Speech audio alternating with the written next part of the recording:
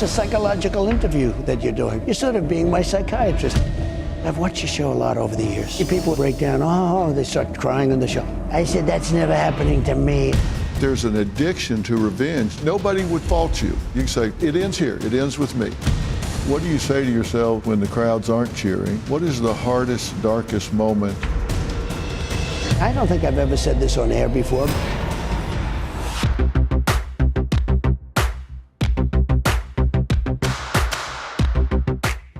Last week, 12 jurors deliberated for 2 days and rendered a verdict finding Donald Trump guilty on all 34 charges of falsifying business records, leading to an unprecedented felony conviction of not only a former president, but also the front-runner nominee for the Republican Party. Donald Trump has professed his innocence and defiantly, outside the courtroom, called the trial a disgrace, rigged, and claimed the real verdict will happen when the presidential votes are counted on November 5th. I traveled to Mar-a-Lago to sit down one-on-one with President Trump for an unfiltered, no-holds-barred interview. And I promise you, no topic was off limits. But I don't endorse candidates, so I want to sit down with President Biden and Kennedy as well, because everybody needs to vote, and not just vote, but make informed votes. It's an honor to be with you. Let me just say, it's great. Look at that logo. I've seen that sucker a long time. Yeah. You look well. I feel good. Do you? I feel good. No pressure. Yeah. It's nice to lead a life of no pressure whatsoever. Yeah. Corruption, surrounded by corrupt judges and corrupt politicians. Other than that, there's no pressure. You know, you and I talked the other night, and I work in trial sciences for a lot of my career, and so I have a particular interest in the dynamics of the trial setting. You're fighting this fight and standing up for the rights of due process and fighting against prosecutorial misconduct and prosecutorial abuse. You know, it was interesting when you called the other day about doing an interview. A lot of people want to do interviews, and I don't just agree to them very easily. But I've always had great respect for you. I watch your show. Some of the real good ones and some of the less intellectual ones, and that's okay too. But it's always been, you've always been very special. And I knew that you were, in some form, very much involved with trials. And I found it to be very interesting that you would take this up. It's a very important thing. Well, I wanted to, and I know that there was some news coming out of Georgia today, there was some news coming out of Florida today, that they're stepping back from this. And very good news. I called for the other day, and I don't know if you saw it, but on Merritt Street Media, where I now do my show, I called for President Biden to stop all of this now. And of course, a lot of people said, oh, he can't stop it, it's a state case. Well, okay, that's an explanation for stupid people, but for people that understand how this works behind the scenes and all, I say the same thing. They need to stop this. They need to stop pursuing you. Since you started your campaign in 2015 to run for office, there have been so many attempts to get you off the board even before you started your campaign. Then once you were in office, 2 impeachment opportunities, they changed the rules to try to make it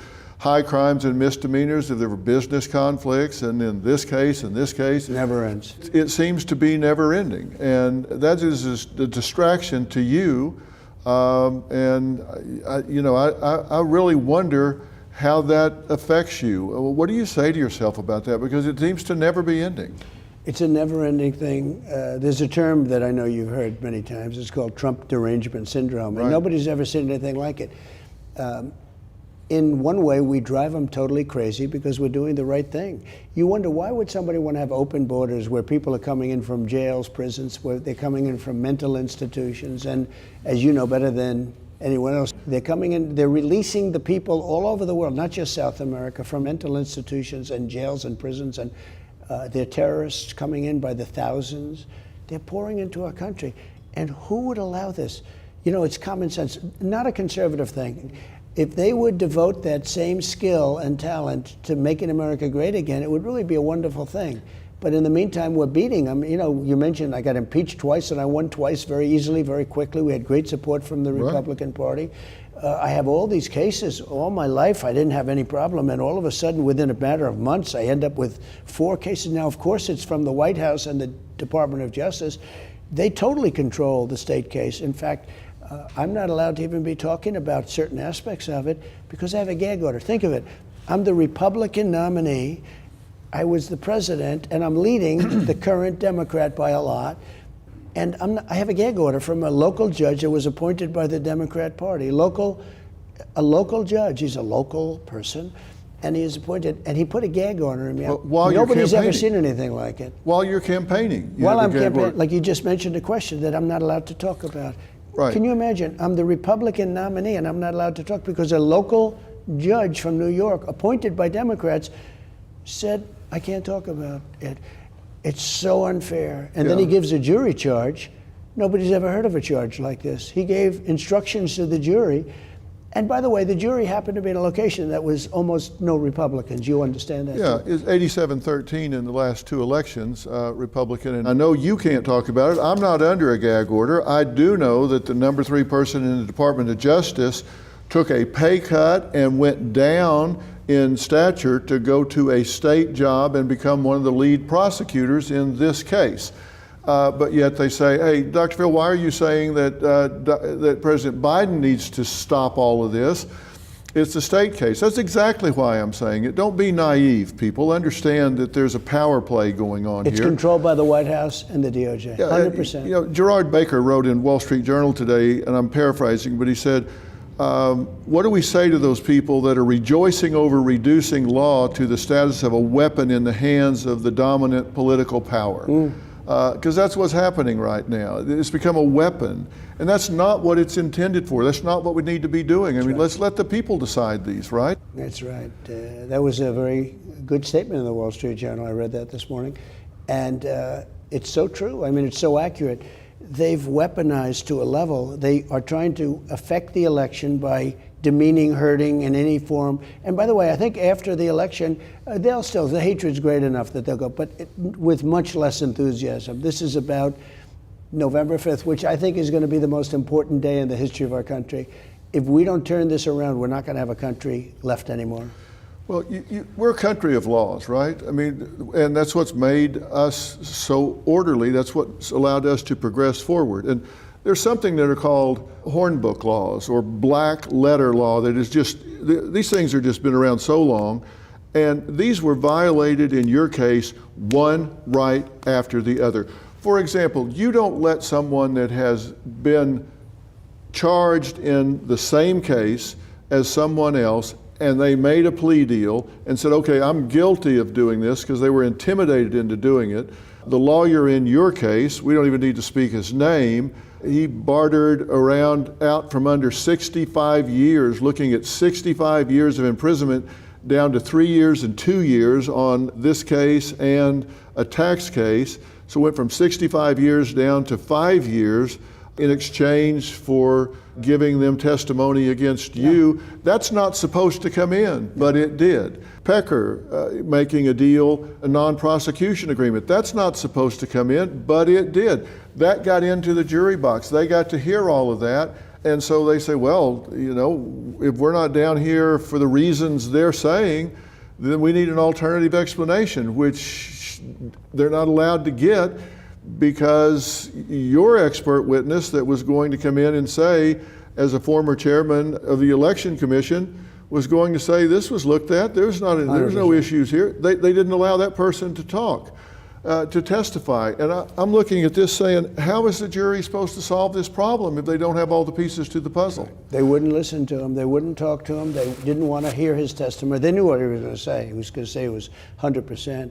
And very importantly, when they tell somebody, you're going to jail for 15 years unless you say bad things about this guy named Trump, okay? Now, in all fairness, we know a lot of great people, but you don't know too many that would say, I'm not going to do what they want. Yeah. He goes up to somebody and they say, Dr. Phil, you're going to jail for 15 years unless you say bad things about Trump.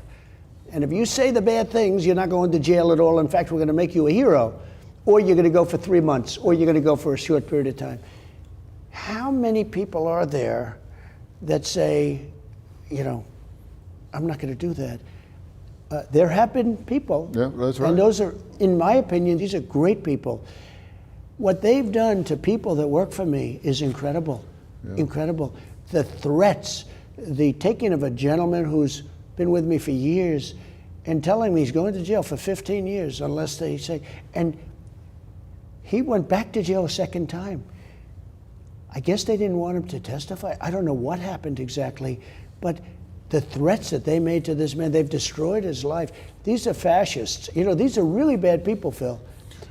But who's going to do it? You're going to jail for 15 years, or you're going to go for 30 days or 40 days, or you're going to go for no time, but you have to say bad things about Trump. Yeah, and that's intimidation. And some of these people, you look at their age, you look at their health, and for some of it could be a death sentence. And so they make a deal, and that's what I talk about. That's what I mean when I say prosecutorial abuse. Did anyone ever approach you and try to get you to make a deal, drop out of the race, make a deal here, we'll leave you alone? No, they didn't, but I believe they would. If I would have offered that up, I think they know me well enough, I really do. But, if I didn't run, as an example, I would have never had any of these lawsuits. How about I get prosecuted on a person that I have no idea who she is? I have no idea who she is. I have to pay $91 million. And that judge was just as bad, just as corrupt, a corrupt judge. I have to pay $91 million to a woman. I have no idea who she is. She wrote a book and she made a statement in the book. And you know that case. That case is a disaster. And then but I have no idea who she is. And they said I did things. These people are corrupt and in some cases incompetent, but it's such an honor to have somebody like you see it and see it so clearly. And I knew that, I remember that years ago you were helping Oprah out, that she was sued and it was having a big impact on her. Mad cow. And I thought it was great. And you know, Oprah used to really like me. She was here many times. Yeah. She loved my key lime pie. We have key lime pie, and she loved a lot of things about Mar-a-Lago. Yeah. And Roger King, as you know. Yeah, we were here for the funeral for Roger King. Correct, long time ago. It's the only funeral we've ever had at Mar-a-Lago. I said, maybe we can do a new business here. Yeah. We'll operate as a funeral parlor. But it was one of the most beautiful funerals in the ballroom behind us. And he was a great guy. And Oprah's terrific. But once I announced I was running and I said, we have to have strong borders, we have to have this, we have to have that, we've sort of lost contact, as the expression goes. But I remember when you were very much involved in helping Oprah. Well, that's what I'm saying. It's been time and time again. And that was another black letter law that you just don't do. The judge tells you, okay, you can testify, but I'm going to allow them to ask you about this person that you now owe $91 million. I'm going to allow them to ask you about this other case. I'm going to allow them to ask you about 10 contempt citations that I've given you. I'm going to allow them to ask about all that stuff. What does any of that have to do with the matters at hand? And the answer is zero. That gets into the jury box if you take the witness stand. Again, that is black letter law. You can't let in unrelated things that have more prejudicial impact than probative nature. That just doesn't happen, but it happened 1, 2, 3 things right in a row, right. And that gets into the jury box. If you testify, they'll be able to ask you about all these different things. And by the way, if you say one thing if you say it was a beautiful day, as I remember it, and it was raining out, we're going to indict you for perjury. Yeah, yeah. And I'll tell you what, I have a lot of lawyers that are friends and this and that. I had probably 25 guys over the course of a couple of months say, whatever you do, don't testify, because you'll say something that's a little bit off and you will be indicted for lying, for perjury. These are evil people. These are sick, evil people. Oh, I would have thrown myself in front of your car to keep you from testifying. No, I know. I wanted to so badly. And by the way, I would have loved to have testified about those things because it was so corrupt and so horrible. But he wouldn't have allowed me to answer the questions properly. No. And so I would have loved to have testified. I wanted to. I'm telling you, they had to hold me back. But every lawyer that came, they'd always start to say, by the way, I'm a friend of yours, don't testify. And they saw what he was doing. They can ask you about like anything. They can do nothing to do with this case. All of these outside things. And it was really an unfair trial. There's a very brilliant judge in Florida that's holding the government. It looks like, she's looking into what happened because, they raided Mar-a-Lago. Right. And they took stuff out by the satchel. I mean, they took bags and bags of stuff. And I said, what are they taking? Are they saying what they're taking? Because they can add things. They can add the nuclear codes in there. They say, hey, here are the nuclear codes. And this was all stuff that under the Presidential Records Act, I'm allowed to do. By the way, Biden was totally exonerated. Now, I'm not sure I want that kind of an exoneration. They basically said he's incompetent to stand trial, but he could be president. Think of that. He's not sharp enough, got no memory, got no this, got no that. He's incompetent. Basically, they're saying he can't stand trial due to incompetence, but he can run for president. What's going on? Yeah. What are we missing here? Yeah, it makes everybody uncomfortable about that state of affairs. And what I was concerned about with everything that happened in this New York trial is one of the big myths is that the burden of proof lies with the prosecution. Mm-hmm. That is the law. But I can tell you, after years and years and years of trial, the truth is that the jury sits there and says, I'm looking at all this, and if we're not down here for the reason they say we're down here, somebody needs to give me an alternative explanation of why we are down here. So if we're not down here because of what the prosecutors are telling us, then what's the alternative story? What's the alternative explanation? And when you get muzzled in the way that this judge muzzled this case, they're sitting there saying, what's the rest of the story? You're not allowed to testify because you're in jeopardy if you do. They let all of this other stuff in that should never get into the jury box. And so, the scales get tipped. And it gets very, very difficult to get even one juror because there's not an alternative story that if you could tell without being in peril, if you can tell without being intimidated, it would be a very different situation. The burden legally is on the prosecution, but logically You're with the jury— You're guilty until proven innocent. That's exactly the truth. I can tell you, that's the truth with me. That's how it plays out. And I did a focus group about this when I did a show on this on Merritt Street, and I had 250 people in, did a focus group, and I said, and overwhelmingly the people were in your favor. But I found those that had questions, and I said, what is your question? They said, where there's smoke, there's fire. Yeah. I didn't hear the other part of it. I'm sitting here, and you've asked me indirectly a couple of questions. They're so simple to answer. I'd love to. Yeah. And yet if I do, this guy's he's willing to throw you in jail, okay? This is an appointed judge, acting. He's an acting judge, appointed. And he's willing to throw you, and he's so conflicted. It's so sad. But you do things for your country. And I view it, I think if my country weren't involved, because people say, the two questions, I get these questions from very tough guys like you, the biggest guys on Wall Street, people that you read about, but they're tough men and women. But I have the question asked often is number one question I get, how do you stand it? How do you do it? How do you get up in the morning and put your clothing on and go to work? I do get that because people don't envy it. And the other one I get is, will they do it again? Meaning, will they cheat? Will they do it again? Will it happen again? Well, I have a different question than that how question. My question is why. I understand how. I know you got a thick skin. You're not one of those people that's afflicted with the need to be loved by strangers. I get that. I think that's true. My question is not how do you do it. My question is why do you do it? Why do you, 'cause let's face it. I mean, you're a billionaire. You got a great family. You're a very dedicated father. People may not see this in you a lot because you keep that kind of private. But my question to you is why do you subject yourself to this? So there's a movement in this country. It's called MAGA. And Biden's always fighting it. We will stop MAGA. MAGA is Make America Great Again. And we were doing, I had an administration that was a tremendous success. Even enemies, we had the greatest economy in history. We had the best job numbers in history. That's why I'm doing so well with the black and Hispanic vote. They had the best job numbers they've ever had. We were doing things that were incredible. And I was going through Russia hoax. I was going through the impeachment stuff, all of that. And, in one way, I jokingly said, somebody said, can you imagine what he could have done? Because I had one of the most successful presidencies. And yet I was constantly fighting off the radical left lunatics. They are deranged. They are. It's like a derangement syndrome. But I actually said, maybe in some ways I did better because I showed something, but maybe if I had too much time on my hands, it would have gone too far, and the administration wouldn't have been as successful as it was.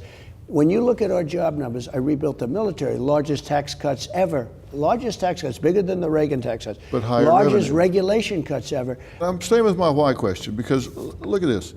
Everybody calls it inflation, but affordability. When we talk about gasoline, under your administration, average $2.57 a gallon. Under Biden, $3.61, 40% more.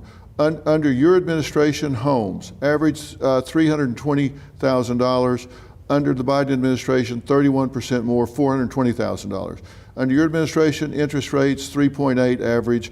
Under the Biden administration, 39% more at 5.3%. Okay, now let's look at the border.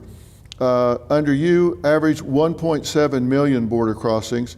Their official number is 6.4. That's from Homeland Security. It's actually about 13 million because I know I've been to the border. I've talked to the border guards down there, Brandon Judd. I've talked to Jason Jones. I've talked to the people that actually know the numbers. They say it's between 10 and 13 million. So my point is when you look at the actual numbers, plus the things you just talked about, lower taxes, higher tax revenue, you look at that and you would say, my God, he should be running unopposed. I mean, why? And these numbers, I appreciate it, and these numbers are really, I don't know how many. Very conservative. As an example, I had gasoline down to $1.87, not $2.57. Right. It's now almost at $4. It's going to be at $5 very shortly. Right. It's going way up. I took very conservative numbers so people couldn't argue with interest them. rates, I was at 2.6%. They have 3.8.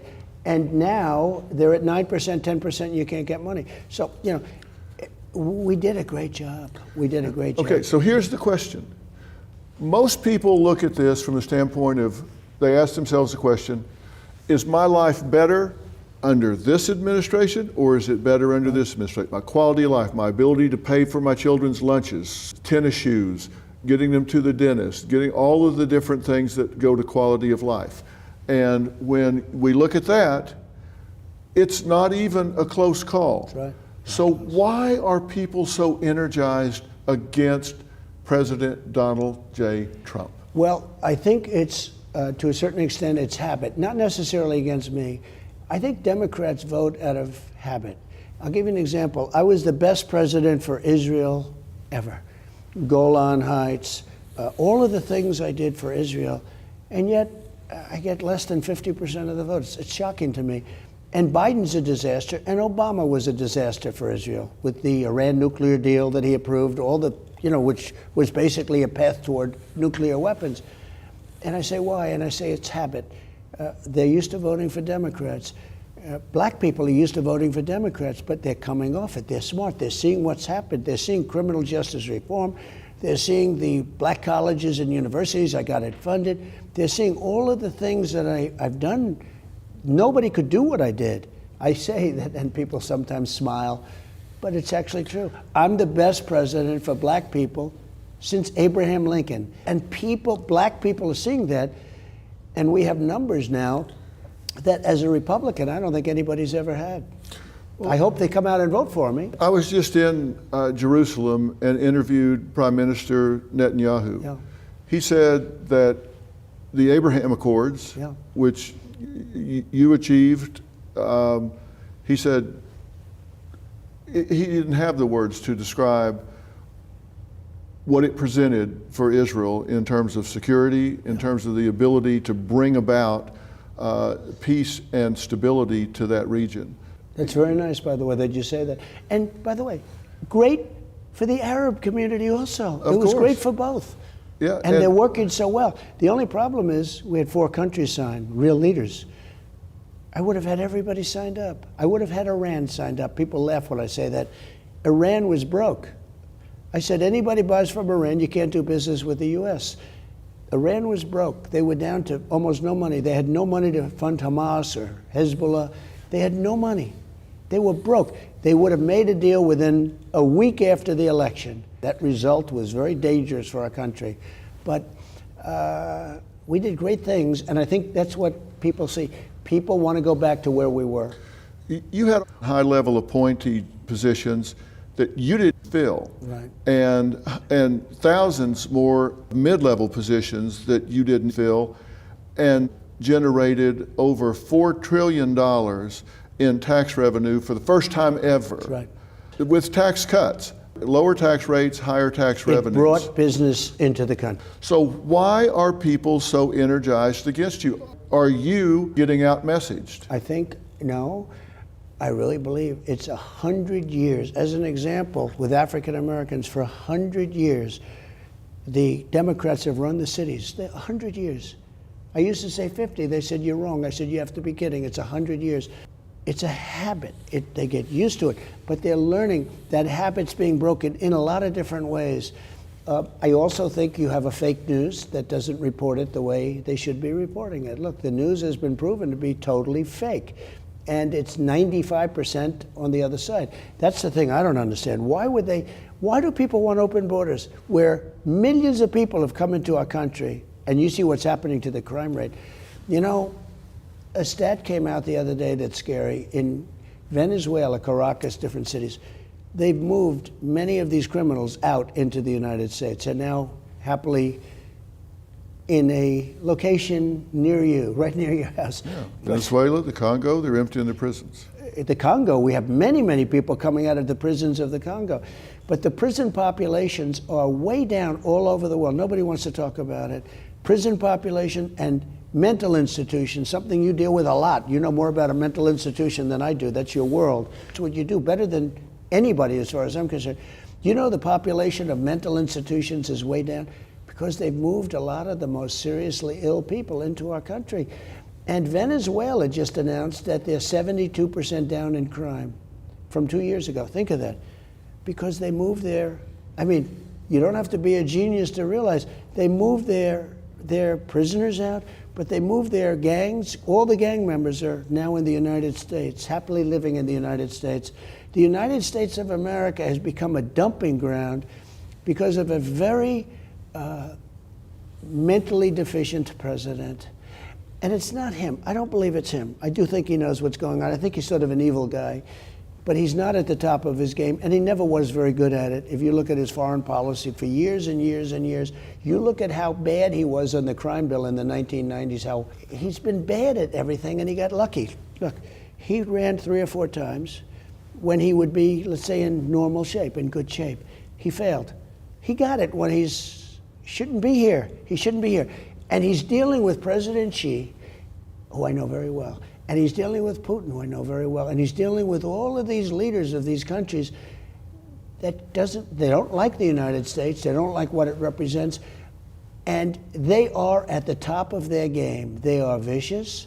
They love their country, or they want success. You define it any way you want. We've become a failing nation. We're a nation that's in tremendous trouble. We have months to go, we have somebody negotiating for us and dealing for us who is not up to par. He's not, and I'm not even saying now, I think 25 years ago he wasn't up to par, but he's dealing with President Xi of China, he's dealing with President Putin of Russia, he's dealing with Kim Jong-un of North Korea, he's dealing with very tough people that really are at the top of their game. I know them all, I know many more than that.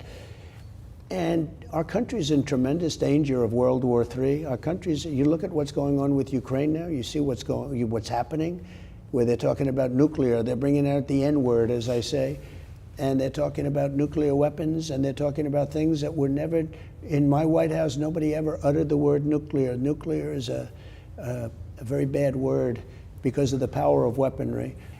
And we have a man that should not be dealing, and we're going to end up in a nuclear war. We're going to end up in World War III with this guy. And if the 5 months is a long time. We have 5 months to go before the election. Now it's even a little bit less. It's getting to be very close. Remember, you have early voting in September 22nd. Pennsylvania goes September 22nd. Yeah. So it's really less, quite a bit less. But I really believe it's a very dangerous time because I think they're making moves. They love him as our president. They don't respect him. They think he's weak and incompetent. Now, one thing I'll say, he's surrounded by a lot of fascists and communists, but a lot of fascists, and they're young and they're smart, and that's who's running our country. Well, let me ask you something then. Let's assume that you inherit a situation where American bombs are being used inside of Russia. Let's assume that you inherit that. We could wind up with World War III if we're not there already and it just hasn't been labeled yet. We've never been so close to World War III as we are right Right. now. There could be 100,000 or more potential terrorists on American soil right now today, given what's happened at the southern border. Correct. And we do have Venezuela, Congo, others that are emptying their prisons of their most dangerous criminals with one caveat: we'll let you out, but you go to the United States. I believe every country is doing it. Yeah.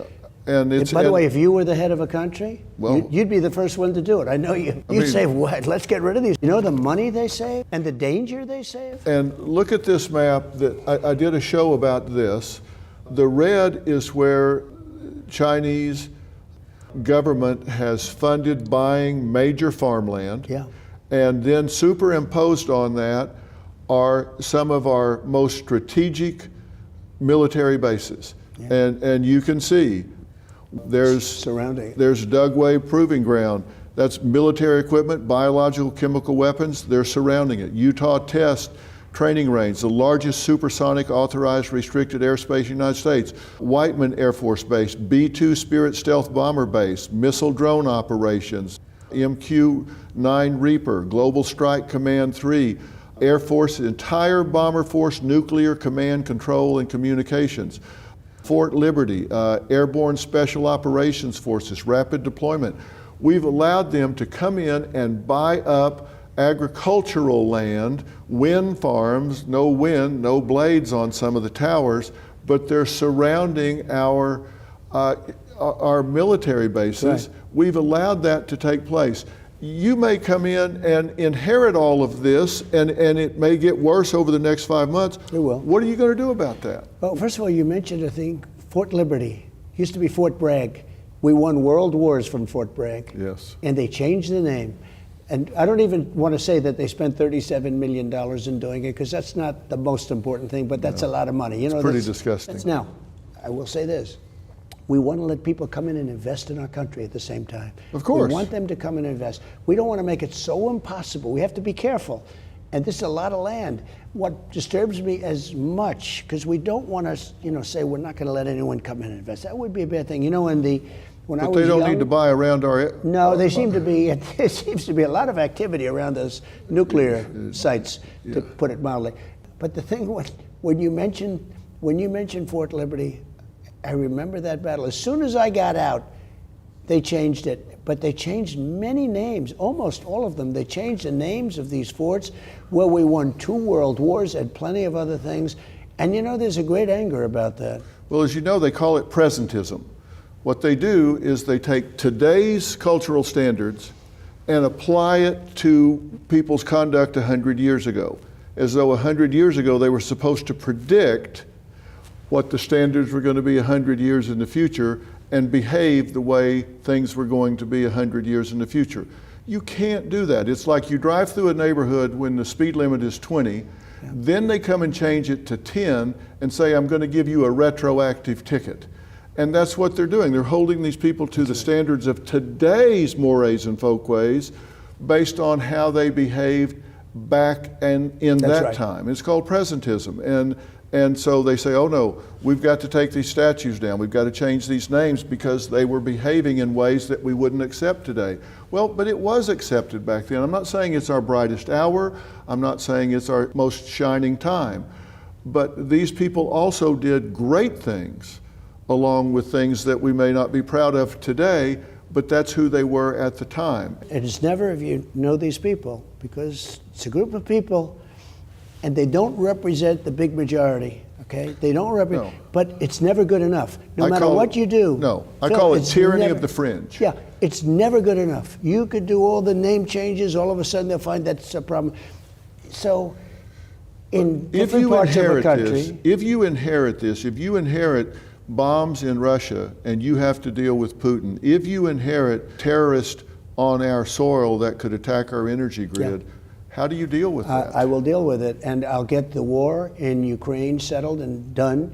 by the time I get to office. As president-elect, I will get it done. As president-elect, you have great power. I was able to do great deals from the time I got elected in 2016. I was able to do great deals from the time I got elected to the time I got to office in that little, because you have great power there. You need the power of the presidency to do it.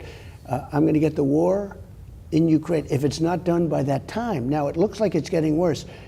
They're taking weapons now where they can shoot deep into Russia. Where is this going? Here's the problem. With Ukraine, which is right next to, we have an ocean in between, they're in for a tiny fraction of what we're in for. And I know them very well because I did it with NATO. I said, you people are delinquent. We're paying almost the entire cost of NATO. So they, excuse the word, they screw us on trade, and then on top of that, we're supposed to defend them. And I said, it doesn't work that way. But I didn't want to do that on my first. I let them know my first. When I came back, I didn't want to do it. I was in office for like 2 weeks. Then I'm saying, but I said, you're not paying your way. And I went back the second time and I said, you have to pay. Hundreds of billions of dollars was paid. They asked me one question, will you defend us against Russia if we haven't paid? I said, absolutely not. As soon as I said that, and I took a lot of heat from the fake news. The fake news went crazy when I said that because I said I won't defend them. Now you have the same thing. They paid hundreds of billions of dollars quickly. And that's where it got all the money to do what they're doing now. But remember this. So we're probably in for $250 billion. They just got $62 billion. And now I heard today that they need more money. It's going to never end. Now, you have some people that say it's not a war that should have ever been started. It would have never started if I was president. Putin would have never done it. First of all, energy went up so much that he makes money on it. When you get up to $100 a barrel, I had it at $40 a barrel, Phil. It's so different. Yeah. But it would have never happened. But now it has happened. Sometimes I hate to say almost that it would never have happened. And Israel would have never happened. The attack on October 7th would have never happened because Iran was broke. And Iran wasn't funding Hamas, and they weren't funding any of the terrorists, Hezbollah, all of them. There's like 28 of them. They had no money. They were broke. I said to China, if you buy oil from Iran, you can't do business in the United States. They didn't want to take any chance of that. Everybody stopped. And we had no terrorist attacks. And I never wanted to talk about it when I was president because I didn't want to jinx it. I wanted to get up and say, we have had no terror. Think of it. During my 4 years, we had no terrorist attacks. This nation is in such danger right now with the people that you're just talking about coming in. And it was interesting because I saw 29,000 Chinese people, and they showed it on camera. They look very strong. They all have their propane stoves. They all have cell phones. They look like military people. A lot of military-age men have come in. Yeah, they're mostly men, and they're mostly of a perfect age for military. And it's almost like, what are they doing? Building a military organization within our country with our help? We have people running our country who are grossly incompetent, headed up by a president who should never be there. How do you unravel that? Well, you have to do it with people, and we'll do it. I have the same thoughts as you do. A lot of common sense to this stuff. It's not, we talked about it before. Conservative, liberal, I don't care. It's common sense. We need borders. We need low taxes. We need good education. We need a strong military. I rebuilt the entire military. The entire military was rebuilt. I built a wall that was so great. And I got Mexico to give us 28,000 soldiers while I was building the wall to keep people out. We didn't have what you have today. We had the lowest day the week that I left office, and it was a sad day for this country. The week that I left office, that's when we had our lowest illegal flow of immigrants coming into our country. And all Biden had to do was leave it in place. I had a thing called Remain in Mexico. They had a Remain in Mexico. How good is that? They had catch and release in Mexico. It was so stupidly run. And all Biden had to do when he goes to the beach, he's always in the beach, right? He thinks he looks good in the bathing suit. Some advisor said, go to the beach, you look great, Joe. And he can't even lift the chair, which weighs about 6 ounces. Those chairs that you can lift. They're meant for children and old people to lift. So Joe is in the sand, and he's in the beach, and he's totally decimating everything that we built. We built the strongest border in the history of our country, and we're going to do it again. Just one little thing. In 2016, I got elected maybe because of the border. But that border was a fraction. It was nothing compared to what the border is today. And I fixed it. And in 2020 when I ran, I couldn't even talk about it. Nobody wanted to hear about the border because I fixed it. I'll fix it again. But the border today is many, many times worse than it was in 2016. Well, I've been to the border, and they just straight up say we're using tax dollars to send some of these children that are coming across the border into known prostitution rings, into sweatshops, because we don't have the ability to check. They're just sending them off. We have 88,000 missing children. Now, can you imagine if that were Trump that had 88,000 missing children? Yeah. 88,000, that's a Holocaust.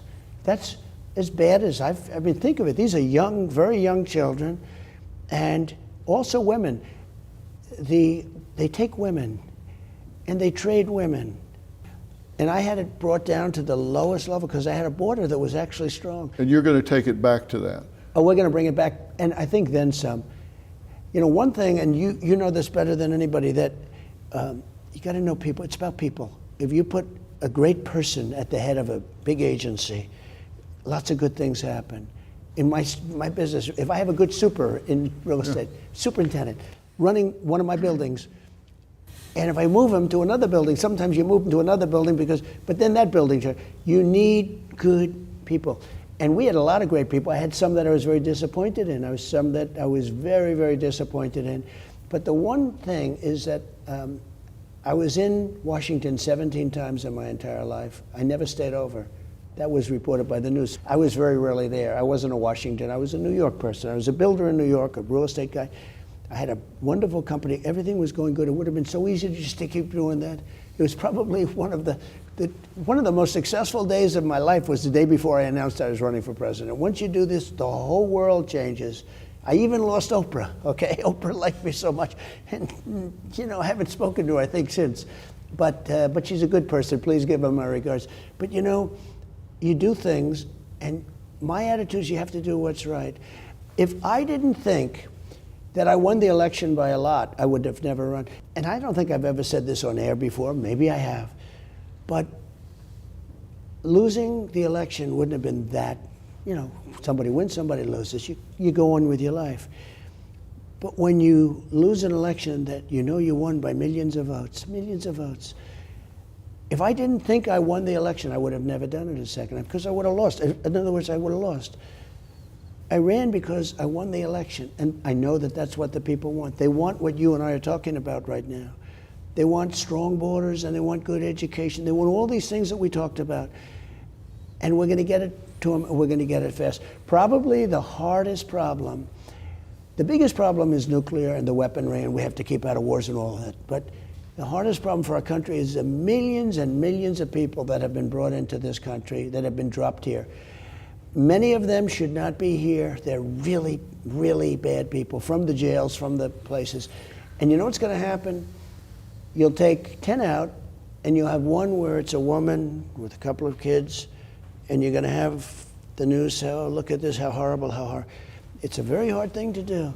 But we have to have the largest deportation effort in the history of our country. Dwight Eisenhower had it very early on, because he was one that wanted strong borders. But you're not against immigration. No, I'm totally for it. But we need it. I think we need it desperately. But I don't want their prisoners, and I don't want their people from mental institutions, and I want people to come in legally. I want to let people come in. We need it. We do need it. We need people. But we need good people. We need people that aren't going to blow up our shopping centers and kill people. Let me ask you two areas I want to talk to you about that's going to be different, because I'm different, so let me be different. You have a personality-driven platform, just like I do. Mine's a fraction of yours.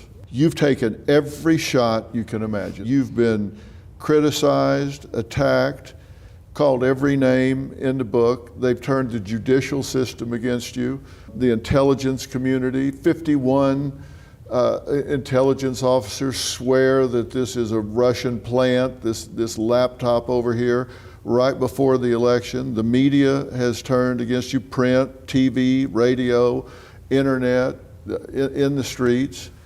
Not campaigning Donald Trump, just real Donald Trump. How do you deal with that stress in your most private moments? So Two things. Number one, I don't like thinking about it.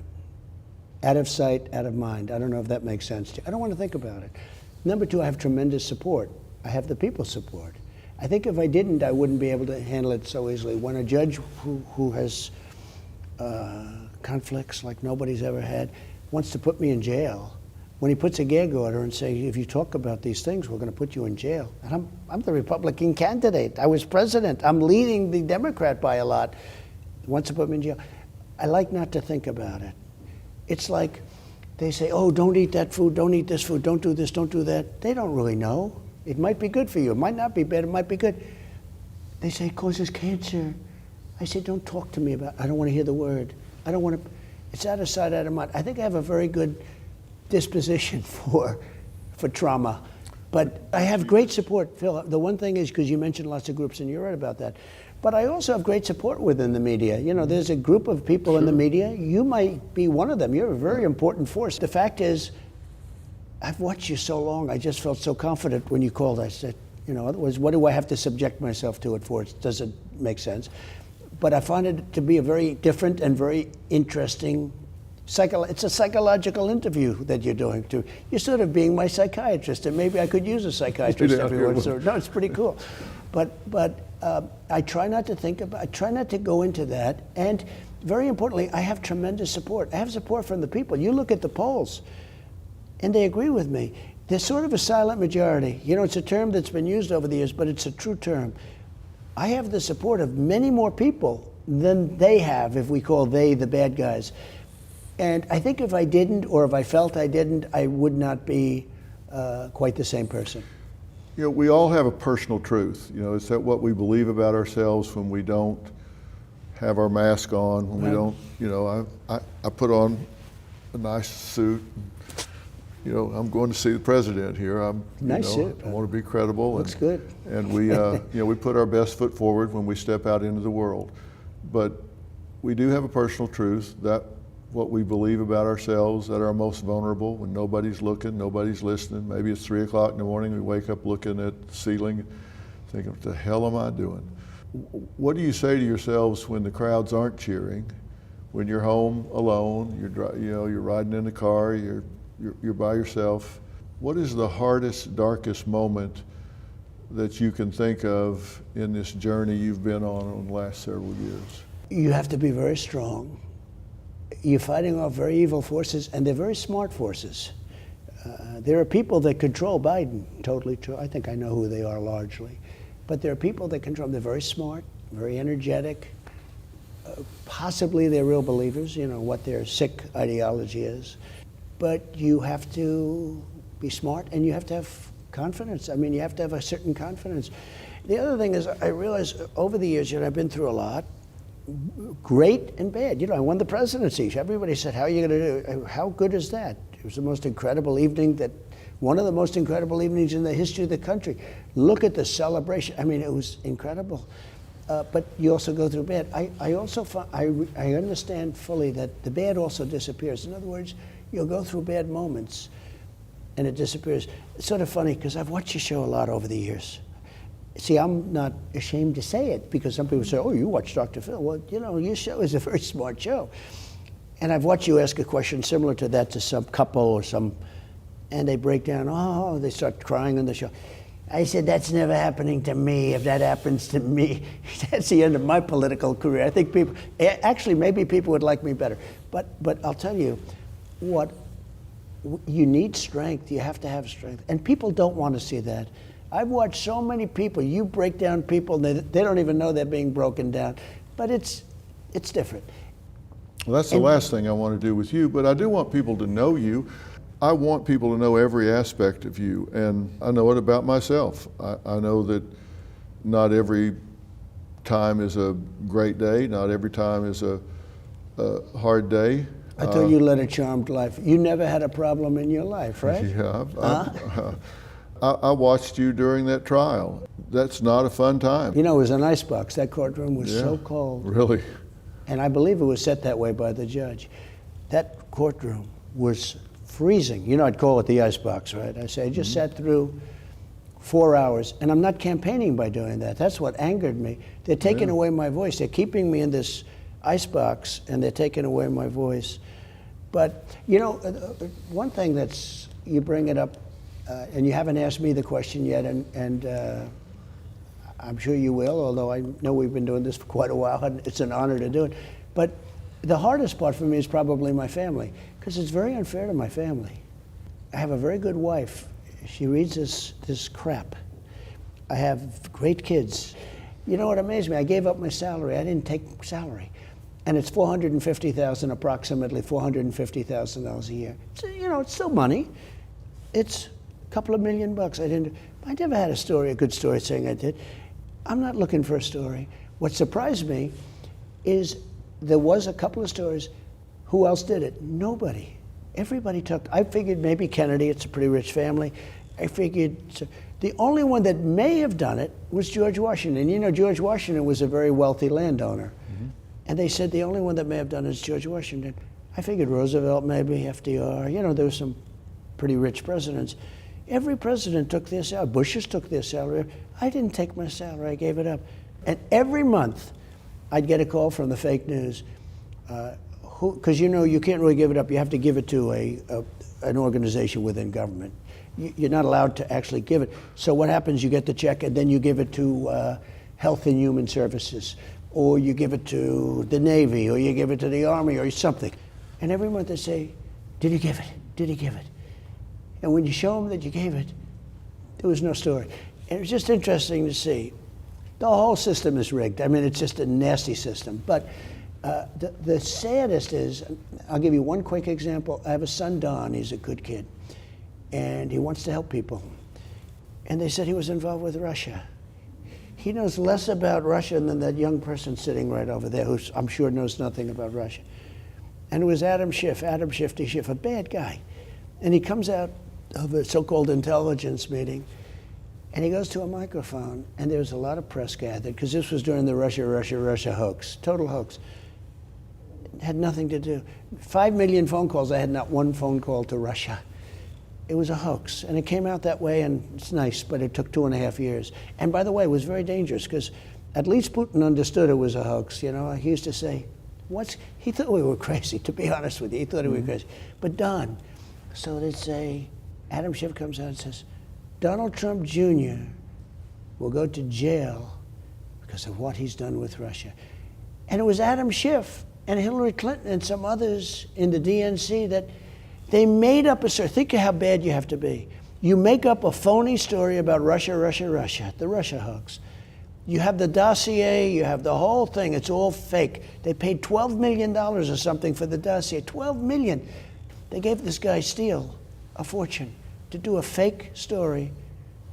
It's called the fake dossier, right? Mm-hmm. They go to my son, they know it's fake.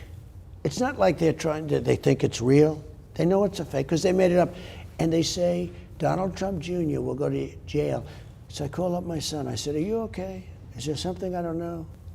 How bad do you have to be when you can say about a story that you made up that you know is fake, that my son is going to go to jail because of the story? How do you deal with that as a father? Because I've had it happen to me. You've met Jordan. Yes. And my other son, Jay. I've had stories about them, and it infuriates me. I called him up. I knew it wasn't true, but I said, hey, this guy, these are not stupid people. I call him Watermelon Head. He's got the thinnest neck I've ever seen, how it holds up that head. He's got a neck that's about a size 6. Very unattractive guy, both inside and outside. And people say, oh, that's such a terrible thing to say. That's okay. Very unattractive guy. Here's the thing. These are bad people. And it's not easy to deal with. You know, when you have your kids involved or your family, your wife, and you read stuff, most of it is untrue. It's just totally untrue. But think of that. They make up a story and then they say your son's going to jail for something that they know is false. These are bad people. Is that harder to take than when they're talking about you? Yeah, for me it is. For me, I've become different. Maybe it would have been tougher. I think the fact that I have such unbelievable support helps me a lot. It doesn't bother me. Has it bothered you? Has there been blowback on Barron because he's younger and more vulnerable? It's not easy. And he's a great kid. He's a good student. He's got accepted to different colleges. He's got some of those colleges, all of a sudden they're rioting all over the place. You're saying but he's a good boy. He's a tall boy. He's very He is. tall. He's very tall. And he's a great kid. He's a good-looking kid. And, he's going to be going to college. But he doesn't say it, and I think he doesn't say it because he doesn't want to hurt me, and he thinks it's possibly a hurtful conversation. But it has to affect my family. And I think that's really unfair because I have a very good family. I have good kids. I have a wonderful wife. I mean, it's not easy for her to read this kind of stuff. That's fake. That's fake stuff. But that's the way it is. It certainly is not a good thing. And it affects me more than it would if it were just about me. I wish it could be just about me. How's she holding up through all of this? I think good, but I don't think it's an easy thing for her. And I think if it wasn't good, she wouldn't want to tell me about it, to be honest with you, because, she sees that I'm fighting like hell. I'm trying to become president and make America great again. That's what we're going to do. We're going to make America great again. They put tremendous obstacles in our way, including the 20 million people that are going to be in here by the time this guy gets out. It's an election we have to win. We're not going to have a country left if we don't win this election. Have you ever thought that the toll that it takes on your family is too much? Maybe not in the way you expressed. That's a very interesting way of expression, actually, of that question. I haven't really. I think to a certain extent, I think that my family wants me to do it. Our country's in trouble. We could be in a world war very soon. We're going to end the problem. Think of it. We're going to end Ukraine fast. I'm going to end it fast. I know both. I know Zelensky. I know Putin very well. I'm going to get it ended. That is a horror show that's going on over there. But think of it. Why are we hundreds of billions of dollars more money? Why is this happening? Why is Europe spending a fraction of the money that we're spending? There are so many different things about that are just wrong. But my family's good. My family loves this country, and I think they feel that I do a good job. Look, we had the most successful country we've ever had during my time. We had the greatest economy in history of any country. Do they want you to run, or do they tolerate you running? An interesting question. Well, they tolerate it, but They at least tolerate it. Yeah, they tolerate it. I think they love the country. I think they think that I do a good job. I think they feel that a lot of people say that this is nobody. I get it so often, and I'm not sure it's right. They say there's nobody else that can straighten out this country. And again, Viktor Orban said just recently, he's a strong man from a very interesting country, and he knows Russia very well. He knows Zelensky very well. He knows Ukraine. But he said the only one, Hungary, he said the only one that's going to straighten this out is Trump. Because he didn't use the word respect, he used the word, they were afraid of him. I don't want to say that about these people, these other leaders. I don't want to say they were afraid. I'm not going to use that term. But let's use the word respect. They respected me. They respected me, and they respected our country. And they knew if they played games, I was going to hit the hell out of them with tariffs and lots of other things. We have a lot of weapons, not just military weapons. I rebuilt our entire military, by the way. Our entire military is rebuilt. And this person that we have leading us, if you can call the word leading with quotes, he gave away $85 billion worth of brand new military equipment in Afghanistan. In my opinion, the lowest day in the history of our country. I think probably the most embarrassing moment in the history of our country was what happened, the way we pulled out of Afghanistan. We left people behind. We had 13 soldiers who I met the parents. They're devastated, killed. Nobody ever talks about, you would talk about them. I put them right at the top. 38 soldiers who are no arms, no legs, faces just wiped out. They're trying to live, trying to live. Nobody ever talks about them. They talk about 13 dead, absolutely. But they don't talk about 38 soldiers that have been wiped out. And then hundreds of people were also killed. Hundreds of people where this madman set off a bomb. Should have never left them. They should have been in Bagram. We should have kept Bagram. Bagram is 1 hour away from where China makes its nuclear weapons. We gave it up. You know who's occupying Bagram right now? China. Yeah. China. We gave the biggest Air Force base, one of the biggest runways, one of the most powerful runways, 8 foot thick of concrete, built when the dollar was very big, okay? Years ago. We gave it to the Chinese. It should have never happened. what we've done, I think that was the most embarrassing day. And I have to tell you, if that didn't happen, I don't know that Putin would have gone in. I think Putin watched that catastrophe and he said, hey, this is a great time to attack Ukraine. You think it emboldened him? I think so, yeah, I think so. Let me ask you this. Right now, headlines everywhere, of course, you don't respect, but there are headlines out there that say, when you win your second term, that you are going to make the people that have come after you pay. Retribution and revenge. Yeah. And let me ask you this before you even respond to that. I want to play what if with you for a minute. What if when you win this election, you said, enough is enough. Too much is too much. This is a race to the bottom, and it stops here. It stops now. They've made a half a dozen or more major attempts to take you off the playing board, and you just said, it stops now. I am going to rise above this cycle of ugly. I'm not going to play this gotcha retribution game. It stops now. I'll forgive, I'll not ever forget, but I am not going to play this retribution game. I am going to put the American people first, not getting my pound of flesh first. You got to do what you got to do, but I'm going to put this country as the shining city on the hill. I am moving forward. I'm not playing the retribution game. It stops with me, it stops here. What if you took that approach? I'm okay with that. I am. I'm okay with that. Sometimes, I'm sure in certain moments, I wouldn't be. You know, when you go through what I've been through, they spied on my campaign. You know, they spied on my campaign. Remember I announced it? They did things that people don't even talk about. And I got rid of Comey, and I got rid of a lot of people. I got rid of a lot of people, thousands of people. At the VA, I cleaned it, 9,000 people. They were sadists. I got rid of them. But what they've done is bad. With all of that being said, we have to unite the country, Phil. The country has to be united.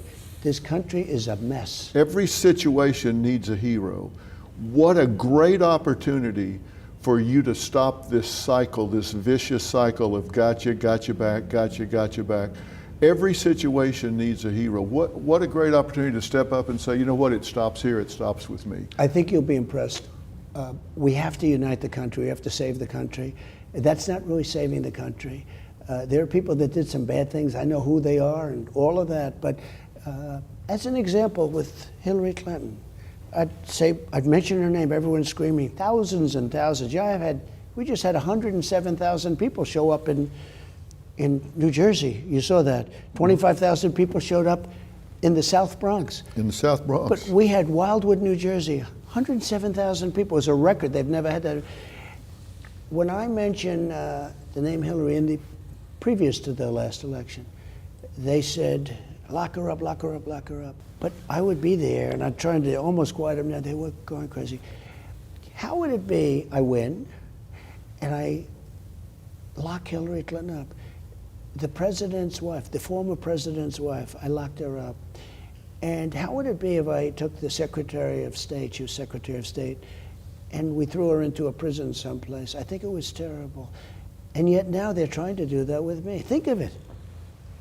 I didn't want to do that. I could have done that pretty easily. She busted up her phones and she busted up her laptops, and what they did, and they put bleach bit. You know what bleach bit is? It's so expensive nobody uses it because it's an acid and it wipes everything out. Could have done it really easy. Don't forget, she disobeyed a subpoena from the United States Congress, and she broke up all this machinery, all this technology, after she got the subpoena. Think of it. How would it look if I took a president of the United States wife and threw her into a prison? I hated it because I wanted to bring the country together, and I largely did. And I brought it together through success because it was the most successful economy in the history of our country. Okay. Now the difference is they're trying to do it to me. And maybe you could feel differently about it, but I don't feel differently. Retribution is going to be through success. We're going to make it very successful. We have to bring the country together. And you can do that. Because let me tell you, this revenge thing there's a lot of research, and Dr. James Kimmel at Yale has done this research and seen neurologically in the brain that there's an addiction to revenge, just like to opioid or whatever. And that even if people commit a crime and they get arrested for it, they see themselves as the victim and they want revenge against the person that arrested them. And then the person that arrested them gets hammered. So now that person says, okay, well, I'm not going to put up with that. So they go back after the criminal. Now the criminal has been victimized again. And so we get into this loop where we're addicted to it back and forth. It's got to stop. And we're better than this. We must be better than this. And you're big enough to do it. Every situation needs a hero. You can stop this. You can say, well, no, I think it ends here. It ends with me. I think you'll be proud of the job we do. And, the word revenge is a very strong word, but maybe we have revenge through success. But that's what I'd like to see. I want to see the country survive, because this country is not going to survive like this. And really, the expression, I think it's the greatest theme ever in politics, maybe, because it's the biggest movement. We want to make America great again, and that's what we have to do. And I think you'll be very proud of the job we do. The Pope has a book out that he's written, and he says, we are all brothers and sisters, and there must be no resentment among us. For any war to truly end, forgiveness is necessary. Otherwise, what will follow is not justice, but revenge. And that's true even in the cultural wars that we're fighting here. I think you have so much to do, you don't have time to get even. You only have time to get right. Well, revenge does take time, I will say that. It does. And sometimes revenge can be justified, Phil. I have to be honest. No, sometimes it can. But is the country better or worse for them going after you? I think the country is really worse for what they've done. And I think you see that when you look at the poll numbers, when you see that almost $400 million has poured in since this horrible decision was made. That was a few days ago. Numbers that nobody's ever heard of in politics before. It's a great honor. The people of our country get it. They're very smart. Taken as a whole, I have to say, they're very smart. But it's been an honor being with you. It really has. And I think you'd be very proud of the job we do. You have rallied people. I had people in my focus group the other night that said, I have not voted for Trump before. I have not been a Trump fan before. But I have donated to Trump because he has inspired me. I have donated to him, and I am voting for him now, and I have not before, but he has inspired me. Actually, it's been a beautiful thing to watch. Thank you. Mr. President, it's been an honor speaking with you. Thank you so much. Thank you.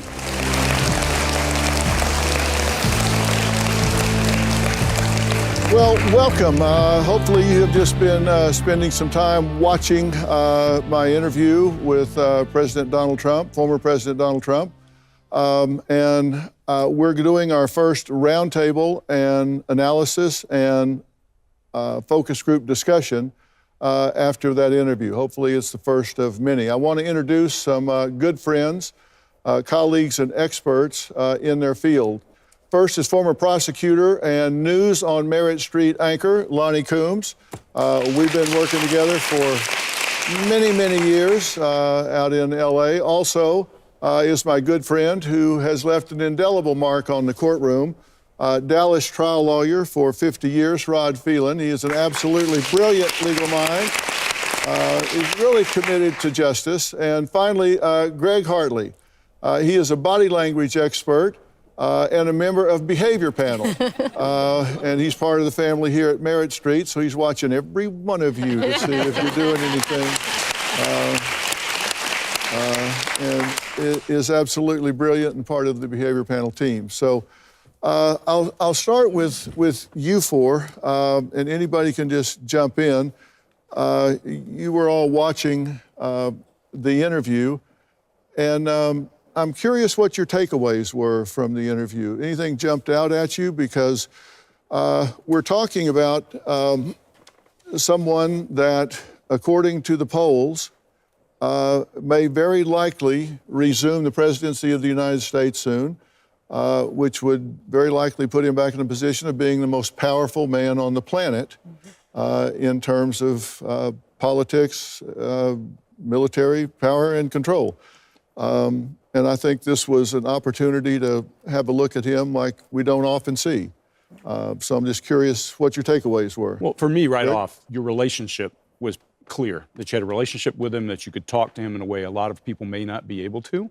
And that chemistry matters. You know, Jung, the famous psychologist, once said that no two people are the same after interaction. So we had to watch for that. And we could see when he understood that you were not there just to excoriate him and just go after him, that he made a good eye contact with you and started to pay attention and was like, okay, somebody gets what I'm saying at least. All right, well, let's take a look. We have a clip of what you're pointing out. You know, it was interesting when you called the other day about doing an interview. A lot of people want to do interviews, and I don't just agree to them very easily. But I've always had great respect for you. I watch your show, some of the real good ones. And what do you see? So if you watched him, we typically think when people are having an emotional thought, they look down and to their right, their eyes will go down and to the right. Think about the last wedding or funeral you went to, and that will happen. We see him do that when he's describing the problem, but as soon as he starts saying somebody of your stature, watch him raise his head and make eye contact and show respect. That's powerful. Mm-hmm. That means who else is going to do that? Right. You know, my position, just so you know, going into this kind of interview is I'm not a gotcha interviewer. I've never been a gotcha interviewer. I want to give people a chance to tell their story, say what they want to say, and then ask questions that I think the viewer would want asked. And if they don't answer them, then I'm going to ask them again. And if they go off on a 4th of July speech, then I'm going to say, well, that was a nice speech. Now answer my question. I do want my questions answered, but I give them a chance to say what they want to say. But then, and I told him at one point, I want people to get to know you because you're always campaigning. I don't want you campaigning. I want you to talk to us as a father and a husband and an individual. We want to know who you are, because he's got a speech that he gives, a stump speech that he gives. We've heard that. We want to hear some other things. And he was willing to do that. Yeah, it showed when he made eye contact with you. From that point on, I watched him throughout the entire interview. He cared what you thought, and that's important because it gives a person the opportunity to actually show you a human side as well. Yeah, and by the way, I have an invitation to President Biden to do the same thing. I have an interview scheduled with RFK Jr. For week after next to do the same thing. These are the 3 people that are involved. Maybe RFK Jr. as a spoiler, but he could swing this whole election one way or the other. So I'm talking to all the candidates that'll talk to me, so we'll see how that goes. Rod, what do you think? Well, I wrote down 5 things, Phil. He is the toughest guy I have ever seen. I've tried cases, of course, and you're exhausted when you try a case as a lawyer. Just imagine if you're sitting there powerless, the client, the guy who's got the bullseye painted on him, your freedom's at stake, and you've got no control over what happens in the courtroom. You got a hostile judge, you think the jury's hostile, your lawyers may or may not be doing what you want them to do, and Trump and he's getting it from all sides. That was one of 5 cases. I mean, and he just goes forward full steam ahead. Second, he wears a bullseye, and he gets shot at because he's so formidable. I mean, this guy is really a force. I mean, I said to somebody, you know, Phil kind of attended that interview as opposed to conducting it. And that's all you can do with a guy like Trump. Well, we just signed professional bull riding here, and so I thought that was a warm-up for that. Right. Very good one. 3, he stays on message. He may wind around, but it's a familiar message, and he's going in the direction that he wants to go, trying to pull everybody with him. 4, he is a damn the torpedoes, full speed ahead guy. I mean, nothing gets in his way. He's going to go where he wants to go. You may not like where he's going, but you know where he's going, and he's going as hard as he can. And last, this guy wants revenge so bad he can taste it, but he knows better. And Phil, after letting him run, as Phil did throughout that interview, finally said, I want to see if I can get you where I want you. Will you take it back? Will you not be a vengeful president if you win? And he said, yes, I'm okay with that. That was really powerful. I hope he can stick to it. What do you think about the revenge point? You know, Dr. Phil, I love to watch interviews, and I love to watch masterful interviews, and I'm always watching how the interviewer is getting to that information. I thought that this was the part of your interview that I just found fascinating, and I watched it over and over again. You literally laid out, okay, I am now going to ask you about retribution and revenge. I mean, you just put it out there to him. And I knew it was important to you because you literally came at it 4 different times. You kept coming. The first time you said, okay, what if? What if you just said, enough is enough? We're going to stop it now. And his response was, I'm okay with that sometimes. I'm sure in certain moments I wouldn't be. You know, and then he kind of went off, and then you came in the second time. And your second time was, every situation needs a hero. You're in a position to be the hero. Do you want to do that? Will you step up? You're like constantly giving him that opportunity. And this time he kind of dodged and he said, I think you'll be impressed. We need to unite and save the country. And then the next one you came in, and you were obviously prepared as you always are. You said, you know, there's research right now that revenge in this country is an addiction. We are literally feeding off it, and you could stop that cycle. And this time he said, well, you know, revenge is a strong word. Maybe we can have revenge through success. And then your last one, which I loved, was this quote from the Pope that I thought was so good. We are all brothers and sisters. Forgiveness is necessary. Otherwise, what will follow is not justice, but revenge. And then you followed up with, you don't have time to get even. You only have time to get it right. And he kind of pulled back again. He said, well, it does take time. And then he said, and I give him credit for this. He just said it to you. Sometimes revenge can be justified. So I have to be honest, you know, sometimes it is. And then you said, but is the country better or worse for them going after you? And it was very interesting to watch him. It was almost like he was thinking out loud as it was going on. And I wanted to ask you, because being in there is so different than just watching it. What were you feeling from him as you were working through this? What were the feelings you were getting from him, and how do you feel he actually ended up at the end of that? Well, I thought there was a shift in the interview where he became very reflective, where he, you know, when I asked him why, you always talk about what you're doing. Why are you doing it? Is the cost to your family too much? And at that point, I thought things shifted, and he started getting, you know, really honest. And, you know, it kind of scared him at one point when he said, hey, I've seen you do this before.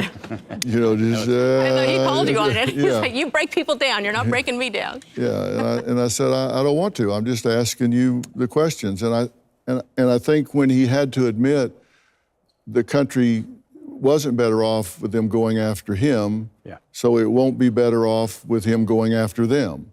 And at that point, I think it landed with him, and I think he understood. And this is a process. This is a process. I think I think it's something that you don't just flip a switch and it changes like that. I think it's a process. It's a matter of who's in his ear and what they're talking about. But I think it was a quantum shift for him to even consider anything other than, you know, full speed ahead, get the bastards. Yeah, I think that shows when he's talking to you, because he makes good eye contact, and you can see that he has to process. And only you were there with all your mirror neurons and that in the room can feel what you're feeling.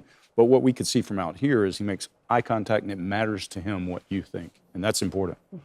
Yeah, I thought he made a shift, and we talked afterwards off camera and stuff, and he hears it. I mean, I think he honestly hears it. And do I think he's cured of his addiction to revenge? No, I don't. But I think for a single sit down, I think he made a major shift in his thinking. And look, he's not a dumb guy. And I think he understands, look, people don't want you running your own agenda. We want you running our agenda. And it's not you playing gotcha. And I think he'll understand. I think that will stick with him. It doesn't mean he doesn't need hit again, hit again, hit again, hit again. And I think people around him are studying this interview very carefully. And if they're smart, I think the messaging will change. Yeah. What was the most significant thing you learned about Donald Trump watching that interview? You know, Dr. Phil, I thought you were able to bring out a personal side of him that I haven't seen before. And you had to work at it. I mean, he really has he's very strong, and he knows who he is, and he doesn't really care if other people don't like that or disagree with him. But you were able to get to him, and when he talked about his family, I think that was honest. I think that was a side of him he doesn't talk about very much. And then when you ask him about, the stress, how do you handle the stress in the darkest moments? He's not one to go deep. He's not one to really self-reflect, but he was honest about it. He said, you have to be strong, you have to be confident, you have to be smart. And then he said something I thought was interesting. You can kind of see it throughout his life. He said, you go through the bad moments. You're going to have the bad moments. And then they disappear. And then they disappear and you move on. And I thought that has stood him well through everything he's gone through. He also said, how do you handle the stress? I don't think about it. He's obviously a very good compartmentalizer. I don't think about it, and I have tremendous support from the people. When he said that, I got this image of Scarlett O'Hara in my mind. I won't think about that today. Yeah. I'll think about that tomorrow. And it was just that simple for him. Yeah. Yeah. And, and that works for some people. It depends on what it is you're not thinking about. Right. If it's a nuclear threat, I'd rather you go ahead and think about that. But I think what he's saying is I do compartmentalize and move on. And when you've got that many balls in the air, then I think that's probably a way to maintain your sanity and not get overwhelmed. Right. And so it did make sense in that regard. What jumped out? What was your major takeaway? What, if anything, that you learned about him that you didn't know? I have always thought he was smart, but not likable. I now think he is smart and engaging at a personal level. I think I would like the guy. He's very, very bright. He doesn't talk like you or I or other lawyers. He's not organized and here's my first point, here's my second point, but he's clear as a bell and very forceful. And I guess I kind of knew that, but it really registered with me as I watched him. And he's got a good sense of humor, a real good sense of humor. A little bit self-deprecating, usually not, but he is able to laugh at himself. So I thought better of him after watching him for an hour solid. I don't think I've ever watched the guy for an hour solid. Well, that's the longest interview I think he's ever done. Nice. I really do. I think it's the longest interview he's ever done. Let me ask you as a group, and we'll get comments in a minute, but how many of you liked him better after the interview than before? Raise your hand real high. All right. How many of you liked him worse after the interview? Just two of you? All right. How many of you, it didn't change the way you felt about him one way or the other? Okay, that's 10, 12, okay. All right. What was your takeaway? Yeah, agree. That strong, confident, smart. People tell you what they're thinking, and the words they stress tell you what they're thinking. He stressed those words, strong, confident, smart. I think it's what he values. He values that more than most other things, just listening to that. And I also think, that comes from a lot of years. Doc, I always say the organism does what made the organism successful. And he's been in construction and all of those things for a lot of years, and strong, confident, smart are those watchwords for those kinds of businesses. So I listen to what people say and what they stress. If you pay attention, every one of you do the same thing, and you'll find that. Mm-hmm. He's really focused on the fact that he is under attack a lot, has multiple cases against him. In fact, that's part of his rant, that's part of his spiel at the top. Does that suggest to you that this really bothers him?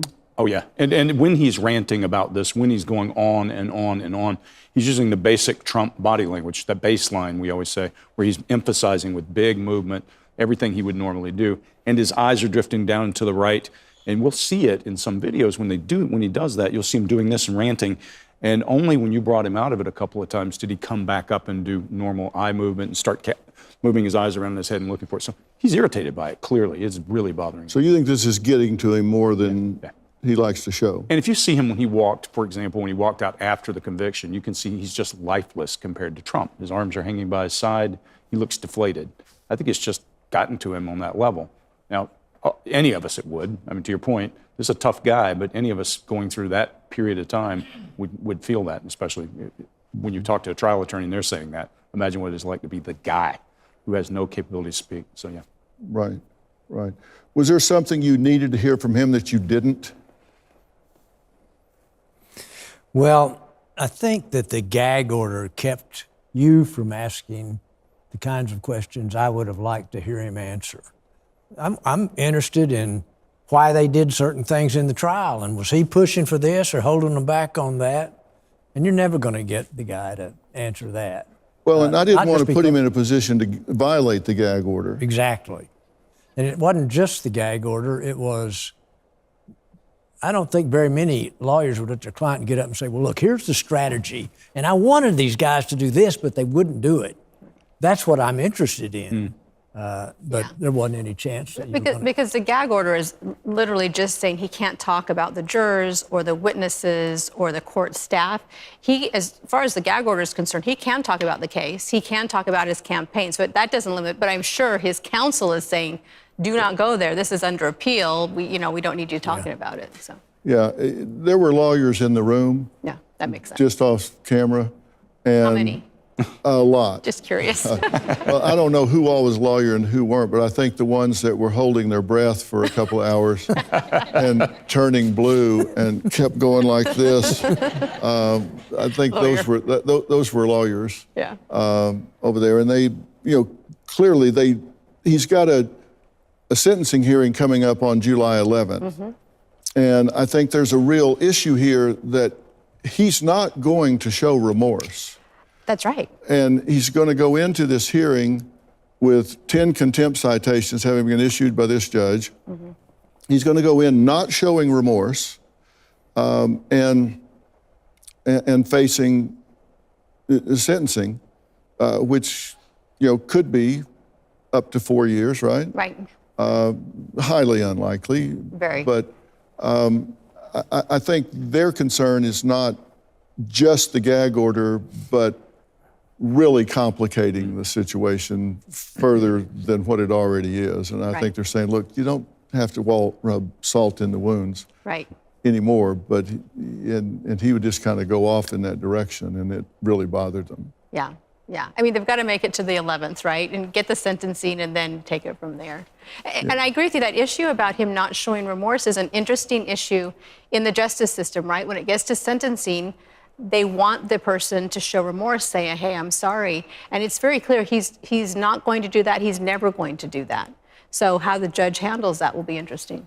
Yeah, I asked him if his family tolerated him doing this or they wanted him to do this. And I thought it was very interesting that for the first time ever, I heard him talk about Barron and Melania and the fact that it was really taking a toll on them. And he said they don't talk about it a lot because they don't want to hurt me. Yeah. They think it would put pressure on me or hurt me if they talked about it hurting them. And so I really wondered if everybody's walking around kind of in a silo instead of really sitting down and talking about, hey, we're in this together, for fear of talking to each other about it. Yeah.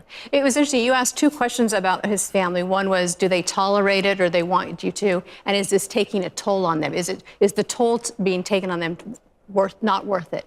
And both times he literally paused and he said, that's an interesting question. Like he hadn't really gone through that connection in his head. And I think it might be because the family sort of, they do separate it out. They don't want to bother him with their concerns. And so he was like, oh, that's interesting. Let me think about it, Yeah, it's odd that he wouldn't have thought about that. Do you have a clip you wanted to show us? Sure. The next one up, we can pull. All right, what are you showing us? This next one, I think, is where he's going to show some contempt and some sarcasm when he's talking about Biden. Yeah. Okay, let's take a look. What are we looking at? Yeah, if you'll watch By him the when way, he starts Biden talking. was totally exonerated. Now, I'm not sure I want that kind of an exoneration. They basically said he's incompetent to stand trial, but he could be president. what do we So he's Think of it. animated. You see he's doing all of this because it's about he's not Biden. sharp enough, And then got you no notice memory, he'll got no do this this, thing got in no the side that. of his face where he does a He's sarcastic incompetent. smile, and then a half Basically, they're smile saying rises.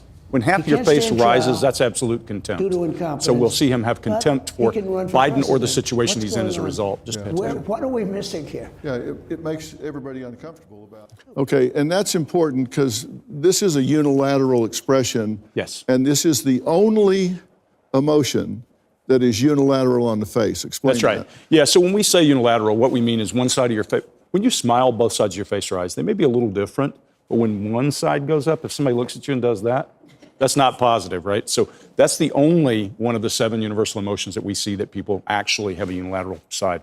And it is readable in every culture in the world, so it's just there. It's a muscle. Think Dick Cheney. Yeah, for sure. Good call. He was the best example of that, right? Yeah, for sure. And occasionally you'll see it when you're on one of these crime shows and somebody's trying to lie. One of your hosts is really good at shooting that shot over there and telling somebody, I don't believe you. It's really a powerful tool. Yeah, okay. All right, and what's on the next clip? Yeah, this last clip is simply his contact with you when you start to really pressure him and ask him questions about whether he's going to take revenge. Let's watch that one. You can say, no, I think it ends here. It ends with me. I think you'll be proud of the job we do. And the So word if you're revenge watching is him a now, very see, he's strong feeling some word. emotion. He's Maybe we looking have down revenge into his for right. success, He's paying attention to but what's that's what going I'd on in like his to head. see. I wanna But then see he the comes country right back up and he survive. locks Because this eyes with country's Dr. not gonna Phil, survive and like he's this. back down to that And, downright emotion. This is showing me that he really, really cares what expression. I Dr. think Phil's it's the saying as he tries to do greatest thing ever that. in There's some politics. uncertainty in him about what he's going to do. You see that single shoulder rise? That's a good indicator of uncertainty. When a person does one shoulder, it's usually uncertainty. So I think, Doc, the answer is maybe. I don't think I'm going to be able to remember all that stuff. Yeah, it takes a little while. Yeah, well, your wife will. That's the important thing. All right. And I'm really interested in questions or comments that you guys have about what you saw. You viewed the interview, and you heard what he had to say and what I had to say. And I want to break down the interview for you first in my mind. And as I've said, my goal is to talk to Donald Trump, Joe Biden, Robert Kennedy Jr., because I want everybody that watches Merit Street to hear what they have to say with the kind of questions that I have to ask. And with former President Trump last night, my goal, I've known him for a long time, not super well, but we've known each other for a long time. And I've been watching him.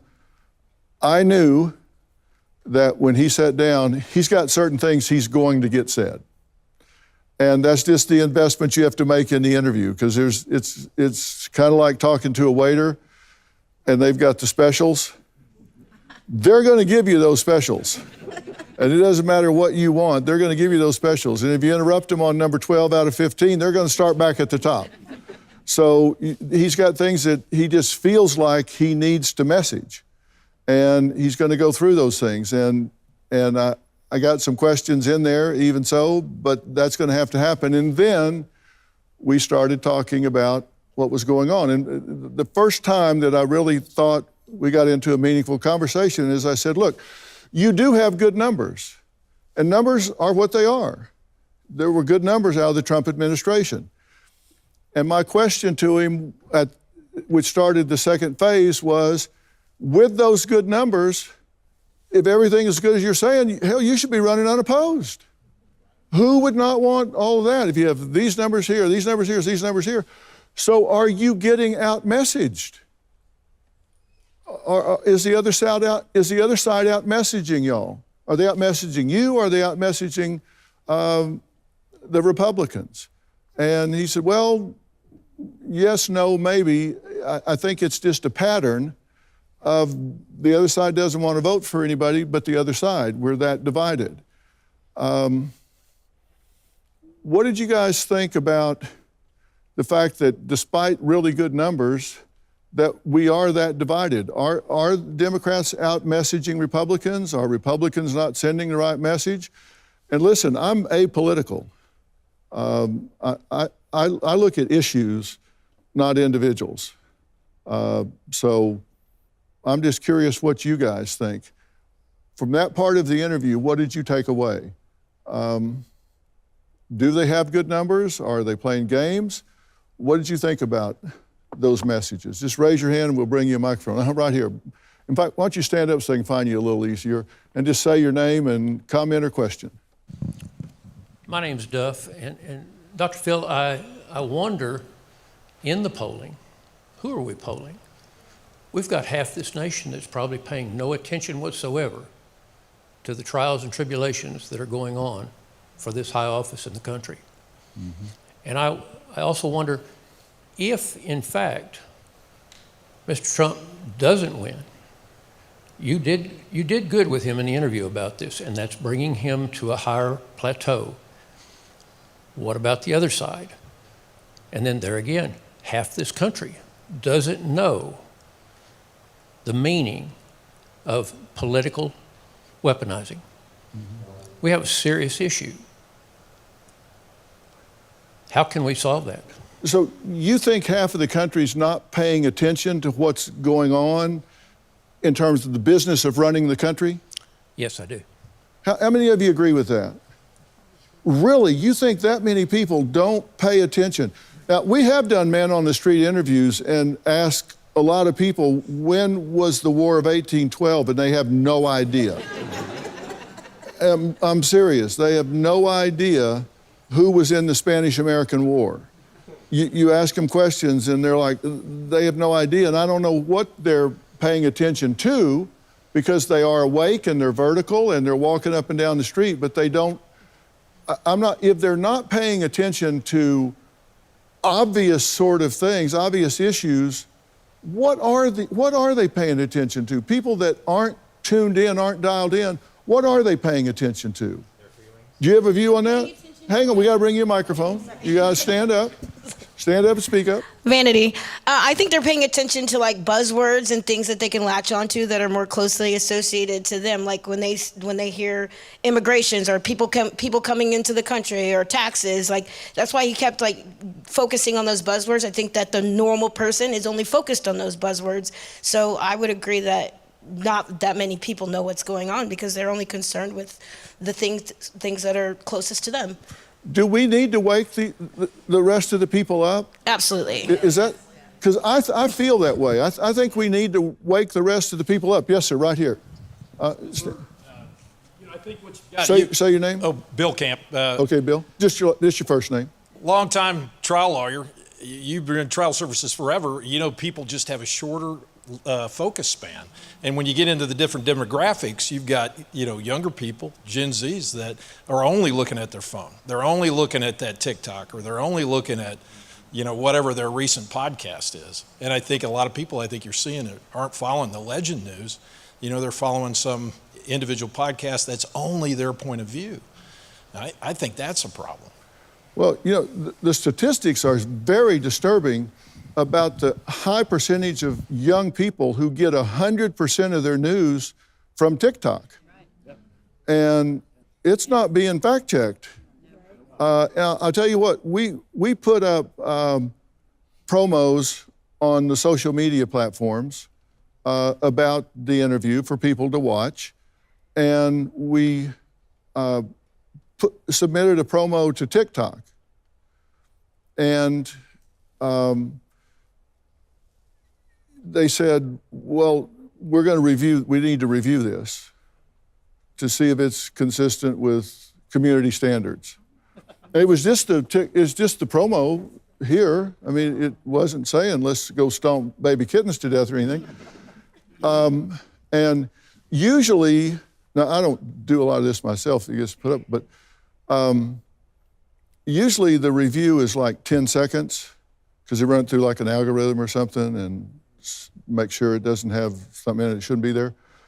And an hour later, which is usually like 2 seconds or 10 seconds, an hour later, the message came back rejected. They would not put it up. And which is really disturbing to me because it was just a news promo. It was just a news promo. And it's not like I'm a known conspiracy wacko or something. And I've got 7 or 8 million followers there, so it's not like I'm an unknown person to them. But they wouldn't put it up because it had Trump in it. They didn't even know if it was pro or con. It had Trump in it, they wouldn't put it up. That's concerning to me. But we put it on there because we wanted to get young people, hey, watch this and find out who this really is. Maybe you'll hate them. And so at least you'll know it'll be based on fact. So, but yes, ma'am, stand up, we'll get you a microphone. Hi, I'm Karen. I was just thinking about when they ran the first time together, or the second time, and President Biden won. I have a lot of Republican friends and a lot of Democratic friends. I'm kind of neutral, but they talked about good versus evil. And I thought, well, we're not really in a Disney movie, so I don't understand. You may not like him, I get that, but now, 4 years later, the same people I know that have said these things say, I'm really upset with my 401k, I'm upset when I go to the grocery store, and they're all voting for Trump now. So and on the TikTok thing, I do get on TikTok, and most of the people I have followed off and on, their TikToks have been taken down if they have anything about Trump. And I just think this is bias, and so that doesn't help his case at all. They just see one side. Yeah, does that bother you, that they're taking stuff down because it has that in there? What do you want to say? My only thing is it doesn't allow us to see the genuine him. So watching your interview today, I think it actually gave me an interpretation that I've never had of him before. And us not seeing him more, it actually kind of hurts people on judging him. I guess if that's what the media wants to do, then they're doing a very good job at it. Yeah, you bet. I believe it's the longest sit-down interview he's ever done. Certainly felt like it to me. No, I really appreciated him sitting down and talking with me, and I think we had a very civil discourse. I asked some hard questions, and I think got some fulsome answers. So I'm interested in hearing from you guys. So we'll start right here, and guys, go to the next person and be ready for them to go. Say your name and your comment. I'm Callie, and I enjoyed the interview. I guess in relation to the last question about why people are not as invested, I wonder if it has to do with having less belief in democracy, and with some of the issues that former President Trump was raising with free and fair elections, trusting the media, and the judicial system. All of those are kind of pillars of democracy. Mm-hmm. And I was left wondering, I guess, how President Trump is going to address the flaws in our democracy. Yeah. You know, another theory that I've heard is a lot of these Gen Zers have told me that they feel like they'll never be able to get where their parents are. They're not going to be able to earn enough money to own a home. They're not going to be able to get to that level. And so they've just kind of checked out. And if that's the case, we have a real problem. That shouldn't be the case. Okay, next, who has the microphone? Just take it to the next person. Both of you, hand it to somebody and be ready. We'll go to you next and then you next. Okay, go. Hi, I'm Carmen, and you did phenomenal on your interview with Trump. Thank you. By the way, I just want to add that I am in Gen Z, and I'm actually engaged in the upcoming election, and I think there are many people in my age group that are as well. It's just they have a different way, including myself, have a different way of going about it in research. I guess the generations prior would go to, I would say, Fox 4, CNN, et cetera. But like some said, we go to Facebook, TikTok, Instagram, because we feel, as a whole, we feel like the streaming sources are biased. So we go to social media, even though there may be some bias in it as well.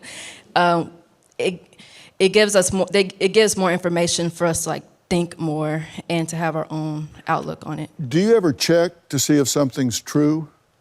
Yes. Have you ever been to a library? It's a big building with books. Yeah. I mean, you actually have been to a library? Yes. Because most people don't. I haven't been to one in years. Yeah. Because really, once you get it, electronically, it's difficult. Hand your mic to him, and then you go. Dr. Phil, Mike Satterfield. I am asking, because the country is so polarized and divided, what is your hope from the interview that would help us make conscientious voting and objective voting without personality getting in the way of the platform and the issues you triumphantly pointed out to President Trump? Well, I'm glad you asked that question because, everybody says, get out and vote. And that's not what we need to do. We don't just need to get out and vote. We need to get out and make informed votes, not just vote. And this starts from the bottom up. And I mean, I don't care what the job is, even if it's your dog catcher. If you've got people in your neighborhood getting bit by dogs, then you need to kick that dog catcher to the curb and get somebody that's out there doing the job, taking care of the animals. And you can't know that if you don't check to find out. If you got a judge letting all the criminals go, then you need to get that judge off the bench and get another one up there that he or she will actually hold them accountable. Find out if people are doing their jobs. These are not legacies, they're privileges. And if they're not doing their job, we need to kick them to the curb and get somebody that will. That's how we need to do it. Yes, sir. Dr. Phil, Mark, my question is more of, you're America's doctor, and so in watching Trump, he's really hard to follow. Like you said, he's a bull. And so the question is, if we're raised on it's not what you say, but how you say something, how are we to listen to him and not get polarized by his words or even triggered or bothered and really kind of get to the heart of what he's saying when he says the same thing 18 different times with one question? Right. And, I think there's a loop that people get in because they think, this is what's getting the crowd riled up. But, there's a difference when people get into the polling booth and, people say politics are local. No, I don't think so. I think politics are personal. People get in and say, okay, what's this mean to my family? What's this mean to my ability to feed my children, to keep my roof over my family's head? And that's what these politicians need to figure out is people are asking, what's this going to do for me and my family? And that's not being selfish. You got to take care of yourself before you can take care of others. I mean, look at Maslow's hierarchy. First thing is survival. And then you work up to self-actualization where you start taking care of other people. But you can't give away what you don't have. If you aren't healthy, if you don't have yourself taken care of, you can't reach out to somebody else. Yes, sir. Great interview. Saw a side of him I hadn't seen before. My name is Keith. I know your name's Keith. We've got to quit meeting this way. Yes, sir. I know it. I'm that bad penny. I keep showing up, Good. So just keep showing up. I still have a problem with voting for somebody for president that is a convicted felon. And I don't know how to overcome that. That is what? That is a convicted felon. Yeah. That's trouble for me. I don't think that somebody in that capacity should be allowed to run for president, but the rules are the rules. Well, that's right. And in fact, that goes to our first question on the poll. Let's look at that. The first question was asked, I would vote for a convicted felon for president of the United States. 91% say yes. And then Keith and a few stragglers say no. So 91% of the people say yes. And I don't know if that's because they think that's kind of a bogus conviction or if they think it's a white-collar conviction or something. That's something we need to drill down more on. But 91% of the people say they would. We'll see. Most prisoners can't vote. Right. Well, and you can't vote from prison. But actually, a convicted felon can't vote in Florida unless they're under New York law, which is interesting, then they can vote in Florida. So, yes, ma'am. Hi, Nova. So I was here Monday, and I stated that I was formerly a Democrat, now Republican, and I'm still undecided. Great interview. I think you did a wonderful job getting him to be a little more personable. I thought it was really funny how he took your stats and was really like, oh, when you showed him the stats on everything, I was like, I wondered if you gave him a copy of that because he was so impressed with his numbers. But I am swayed. My mindset towards him since I saw the court, when y'all talked about the court hearing and all that, yes, I don't feel like that was fair for him. But at the same time, suck it up, Buttercup. That's what a lot of Americans go through as far as the indigent people. I mean, lots of innocent people get found guilty and they're not. Yeah. how I feel about when you talked about revenge. I feel like he had his fingers crossed in his pocket and said, you know. So that's concerning for me. I'm a little concerned about what he will do. It's a process. We know what the issues are in America. Yeah. What is his platform to take care of the issues? And I think he's getting overshadowed by all the court issues. Yes. Tell us immediately what your plan is. What's your new plan? Don't do what you did the last time. Yes, sir. Go. Preston Sklar, yes, sir. Between the uphill battle that Trump's going to be facing with regards to even getting inaugurated and then fixing the country, right? I think you hit a couple questions to him in that interview, which was specifically, how are we going to be the light on top of a shining hill? In order to be a hero, how are we going to represent America in the original values that it had? And what that specifically was, and I'll make this very plainly, and I think you agree with it, is that it was a God-given country, and the values that we have is God-given. So when we say that there's only one man who can do this, that there's only one plan that can happen, Dr. Phil, there's no man that can do this but God. Go ahead. Say your name, Paul. Paul. When I joined the military years ago, I wasn't concerned who the commander-in-chief was. My son just graduated, and he wants to join the Marines, but he said he wants to wait until the election is over. As a parent, what do you tell him? Well, why does he want to wait till the election's over? Because he wants a strong commander-in-chief. Yeah. Well, I don't think that's an illogical consideration, frankly. Can I add something? Yeah, The U.S. military swears an oath to the Constitution of the United States, not to America. You're to protect the Constitution. That's always a noble cause, and we need people more than ever when we have a government that's shaky. So I would say join the military. He's not going to change the military. And we still always need people who want to put their lives on the line for all of our freedom. That's what I think. But it's not an illogical concern. I mean, he's asking, that makes me think he's thinking. Yes. And we do need military. That's absolutely right. But I think you have a thoughtful young man on your hands. This is his first time voting. Yeah, that's good. Yes, ma'am. Hi, my name is Takenya. So I have a two-part question.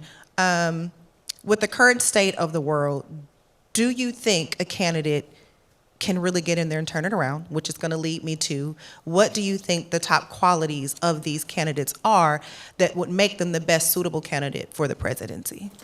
Well, look, I'm the incurable optimist.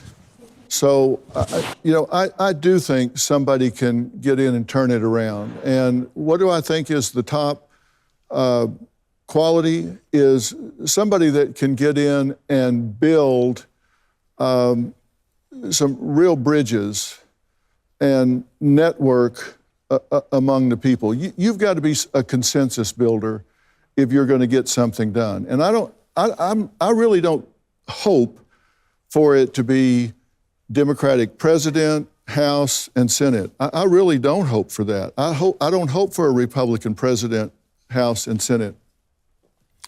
Because if we don't have some checks and balances, oh my God, that would really make me nervous. But I do think that look, I grew up in sports. I grew up pretty poor. And so I grew up playing on teams. And there's something called headship, and there's something called leadership. And headship is when somebody is assigned to be a leader. Some authority comes down and says, this person's in charge. Leadership is when somebody builds a consensus, and that's where they earn the respect of those around them. People look to them, and it's, I think one of the biggest compliments Oprah ever paid me in the years that we worked together, and we're still very good friends. She said one time, if I'm ever in a burning building, I'm following him. She thought, that she said I was a clear thinker, and action-oriented. If she's ever caught in a burning building, I'm going to follow him. And I think that's the kind of person we need in our leadership. Somebody that people say, if we get in trouble, if we get in a problem internationally, or we have major disaster or whatever, we need somebody that can step up and say, hey, forget everything we were arguing about 10 minutes ago. We need to all get together right now and pull together, and you can trust me to do what I say and say what I do. And they know that that man or woman has the moral compass to do that. And right now, I'm not sure who that is, but those people exist. And so when you ask, what do I look for in a leader, that'd be who I look for. And I really learned that from sports. When a coach would appoint a captain to the team, but when the players elected a captain of the offense or the defense or something, then that was the person that you all said, okay, this is the guy we want talking to the ref if there's a problem. This is somebody we want calling this play or that play or whatever. And that's where I learned leadership skills. Coaches used to say, boys, football teaches you about life. And we all rolled our eyes. And then we got into life and found out that's really true. That's really true. I'm in my 23rd year of Dr. Phil, and when I left LA, I had the same 7 cameramen I started with, had the same director that I started with, same supervising producers I started with. It's because they all believe in what we're doing. The people that put this on tonight, they've been with me since day one, minute one. They all believe in what we're doing. Money is paid, but it's not about the money. It's they believe in what we're doing. And we want to make a difference. We want to have an impact. We're in a presidential election year. We want to have an impact. That's why we're doing this tonight. Dr. Phil for president. Yeah.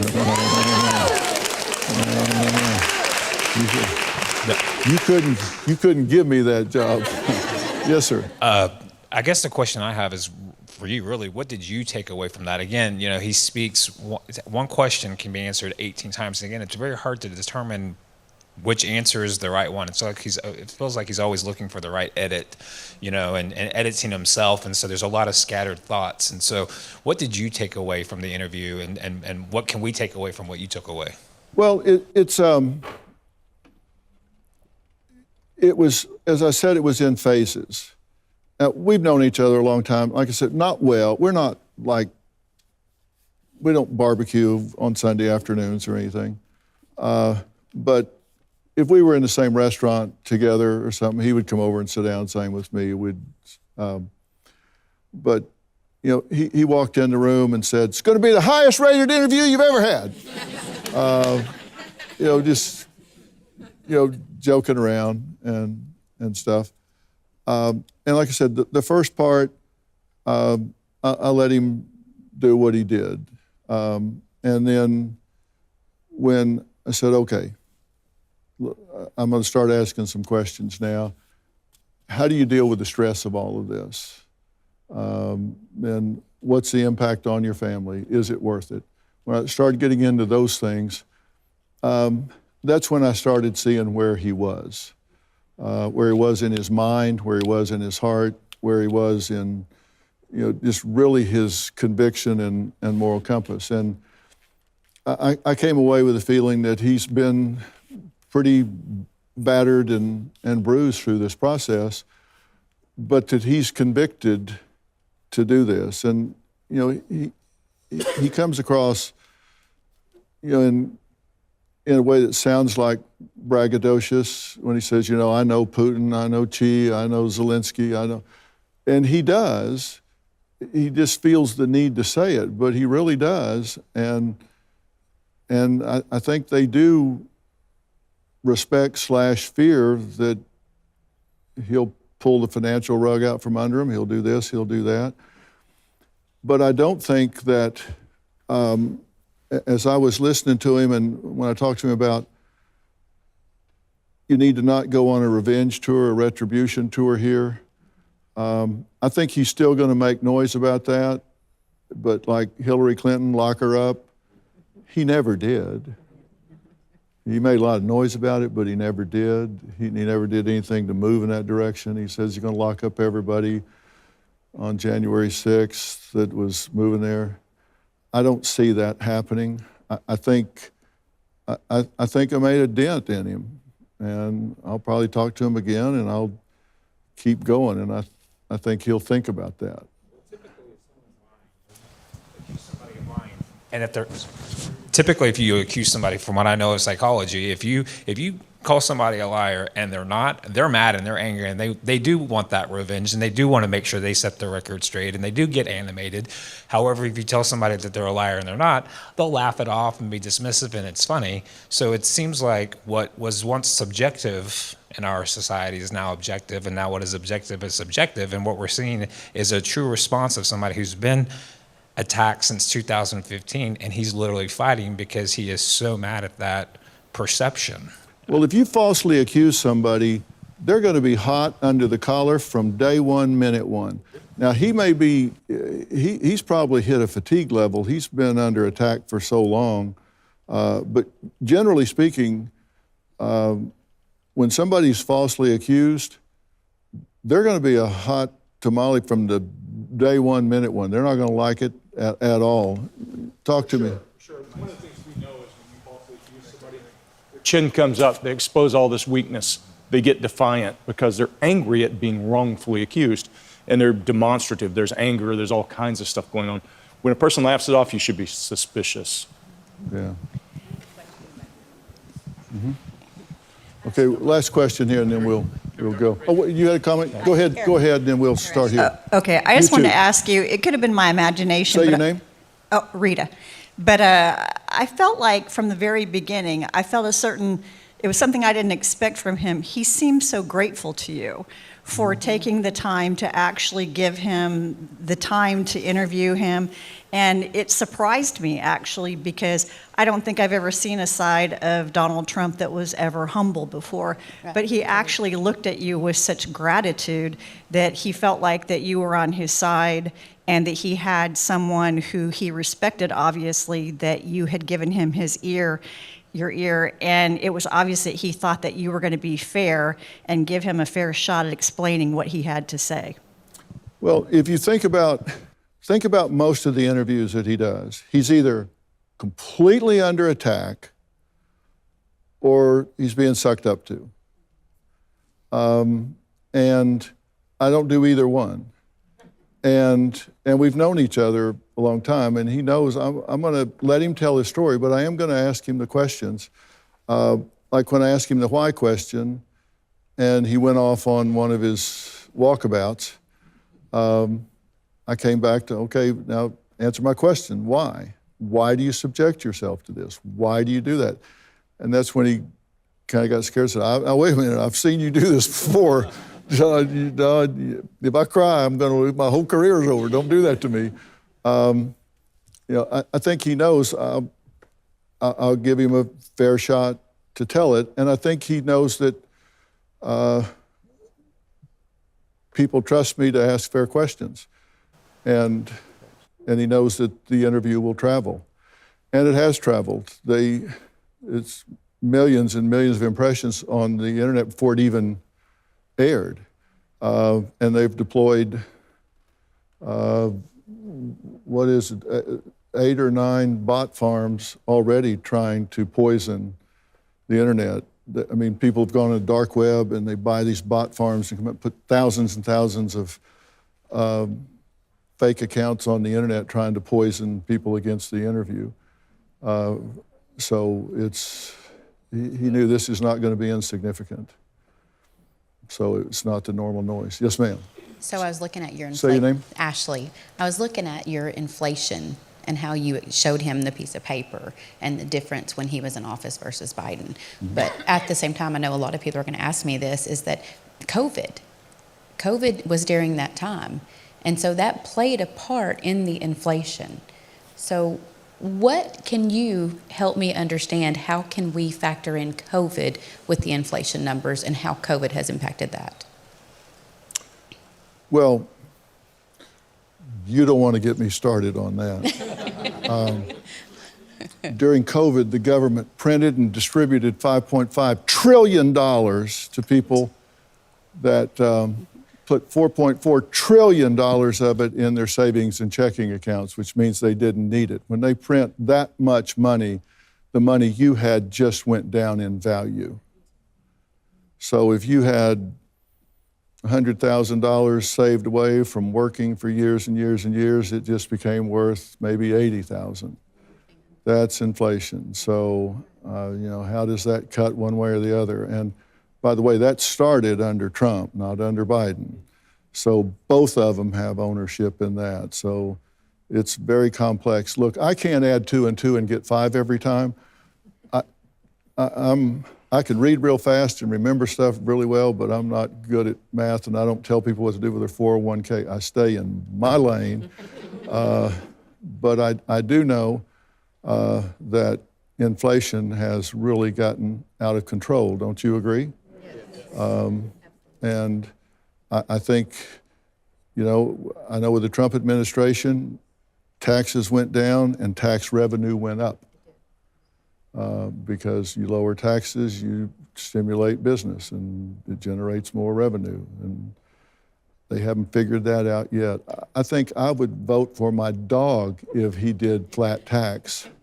I think it would stimulate the economy. It would be more money for everybody. So we'll see. Well, we're out of time. This will all go on. Did you have anything on? No, actually, Mar-a-Lago is closed. They closed down for the season down there, so they opened it up we had the ballroom to do all this with. It's a beautiful place. It's certainly worth more than $18 million, which they alleged in one of the trials. It's probably worth, seriously, it's got to be worth several $100 million. That's crazy. I've been there several times on business and all, so.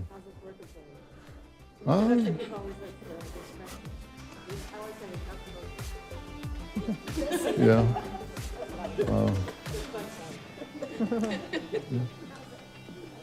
I'm getting along pretty well. I'm enjoying what I do. Robin's back there. Say hi to Robin. So. First live show. Yeah, that's right. This was the first live show today. So you guys made it great. Thank you very much.